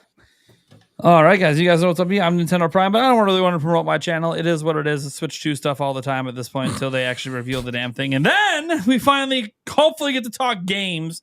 Sorry, guys. I didn't drop a video on the new Donkey Kong Country HD trailer. I'm not even buying the game. So what do you want me to do? All right. There's nothing new about it. It's just in HD. And they even maybe mess with the visuals a little, not so great. So it's just not even interesting to me. So I'm good. I don't need to buy it for the third time. That being said, I mean, look, unless I find like a really cool clearance deal at Target for $5, all right, I'll throw it, just to have it. But that being said, I am just going to talk about the podcast. Hey, we have everywhere audio is, it goes up. I've been a little bit late getting the audio up. The last 2 weeks, I actually put it up a full week late. I'm going to make sure this audio actually gets up to the day after the day of the Game Awards. This will be out. So if people want to hear those predictions audio-wise before the Game Awards show tomorrow, you'll have a chance to do that. And I also want to make sure that I shout out our podcast clips channel because I am going to be getting out a podcast clip tomorrow from this show. I know it's been a bit since I've been getting clips out, guys. Holiday season comes up, very, very busy. You guys are even noticing I'm not even getting videos out on my channel the last couple of days. Even the last couple of weeks, it's been kind of in and out with the videos. It's not because there's not stuff to talk about. Hell, there's stuff we talked about tonight on this podcast with Switch 2 I haven't even made videos on. So like there's just a lot going on. But I'm looking forward to getting the clips going. I'm looking forward to get a video out tomorrow. Maybe multiple tomorrow. We'll see what happens. Depends on how the day goes. But hey, I'm really excited to be here. I hope you guys are excited as well. Check out the podcast clips channel. Probably the first thing we'll put out, just on the off chance Switch 2 is announced tomorrow. I'll probably put the Switch 2 topic out first tomorrow. I just want to hedge my bet just in case. Just in case. Because that conversation starts to become really irrelevant once it's revealed. So, all right, guys. That's going to do it. You guys can find links to everyone's channels. I know the mods are putting them in the chat as well. You can find links to them in the description. Thank you guys so much for being here. That is episode 33 of the Nintenbyte Podcast. We'll be back. Yes, same time next week. I had to make sure because technically Christmas, we're doing it a day later. So I'd be like, hey, not the same. Anyway, same time next week. Peace out, everyone.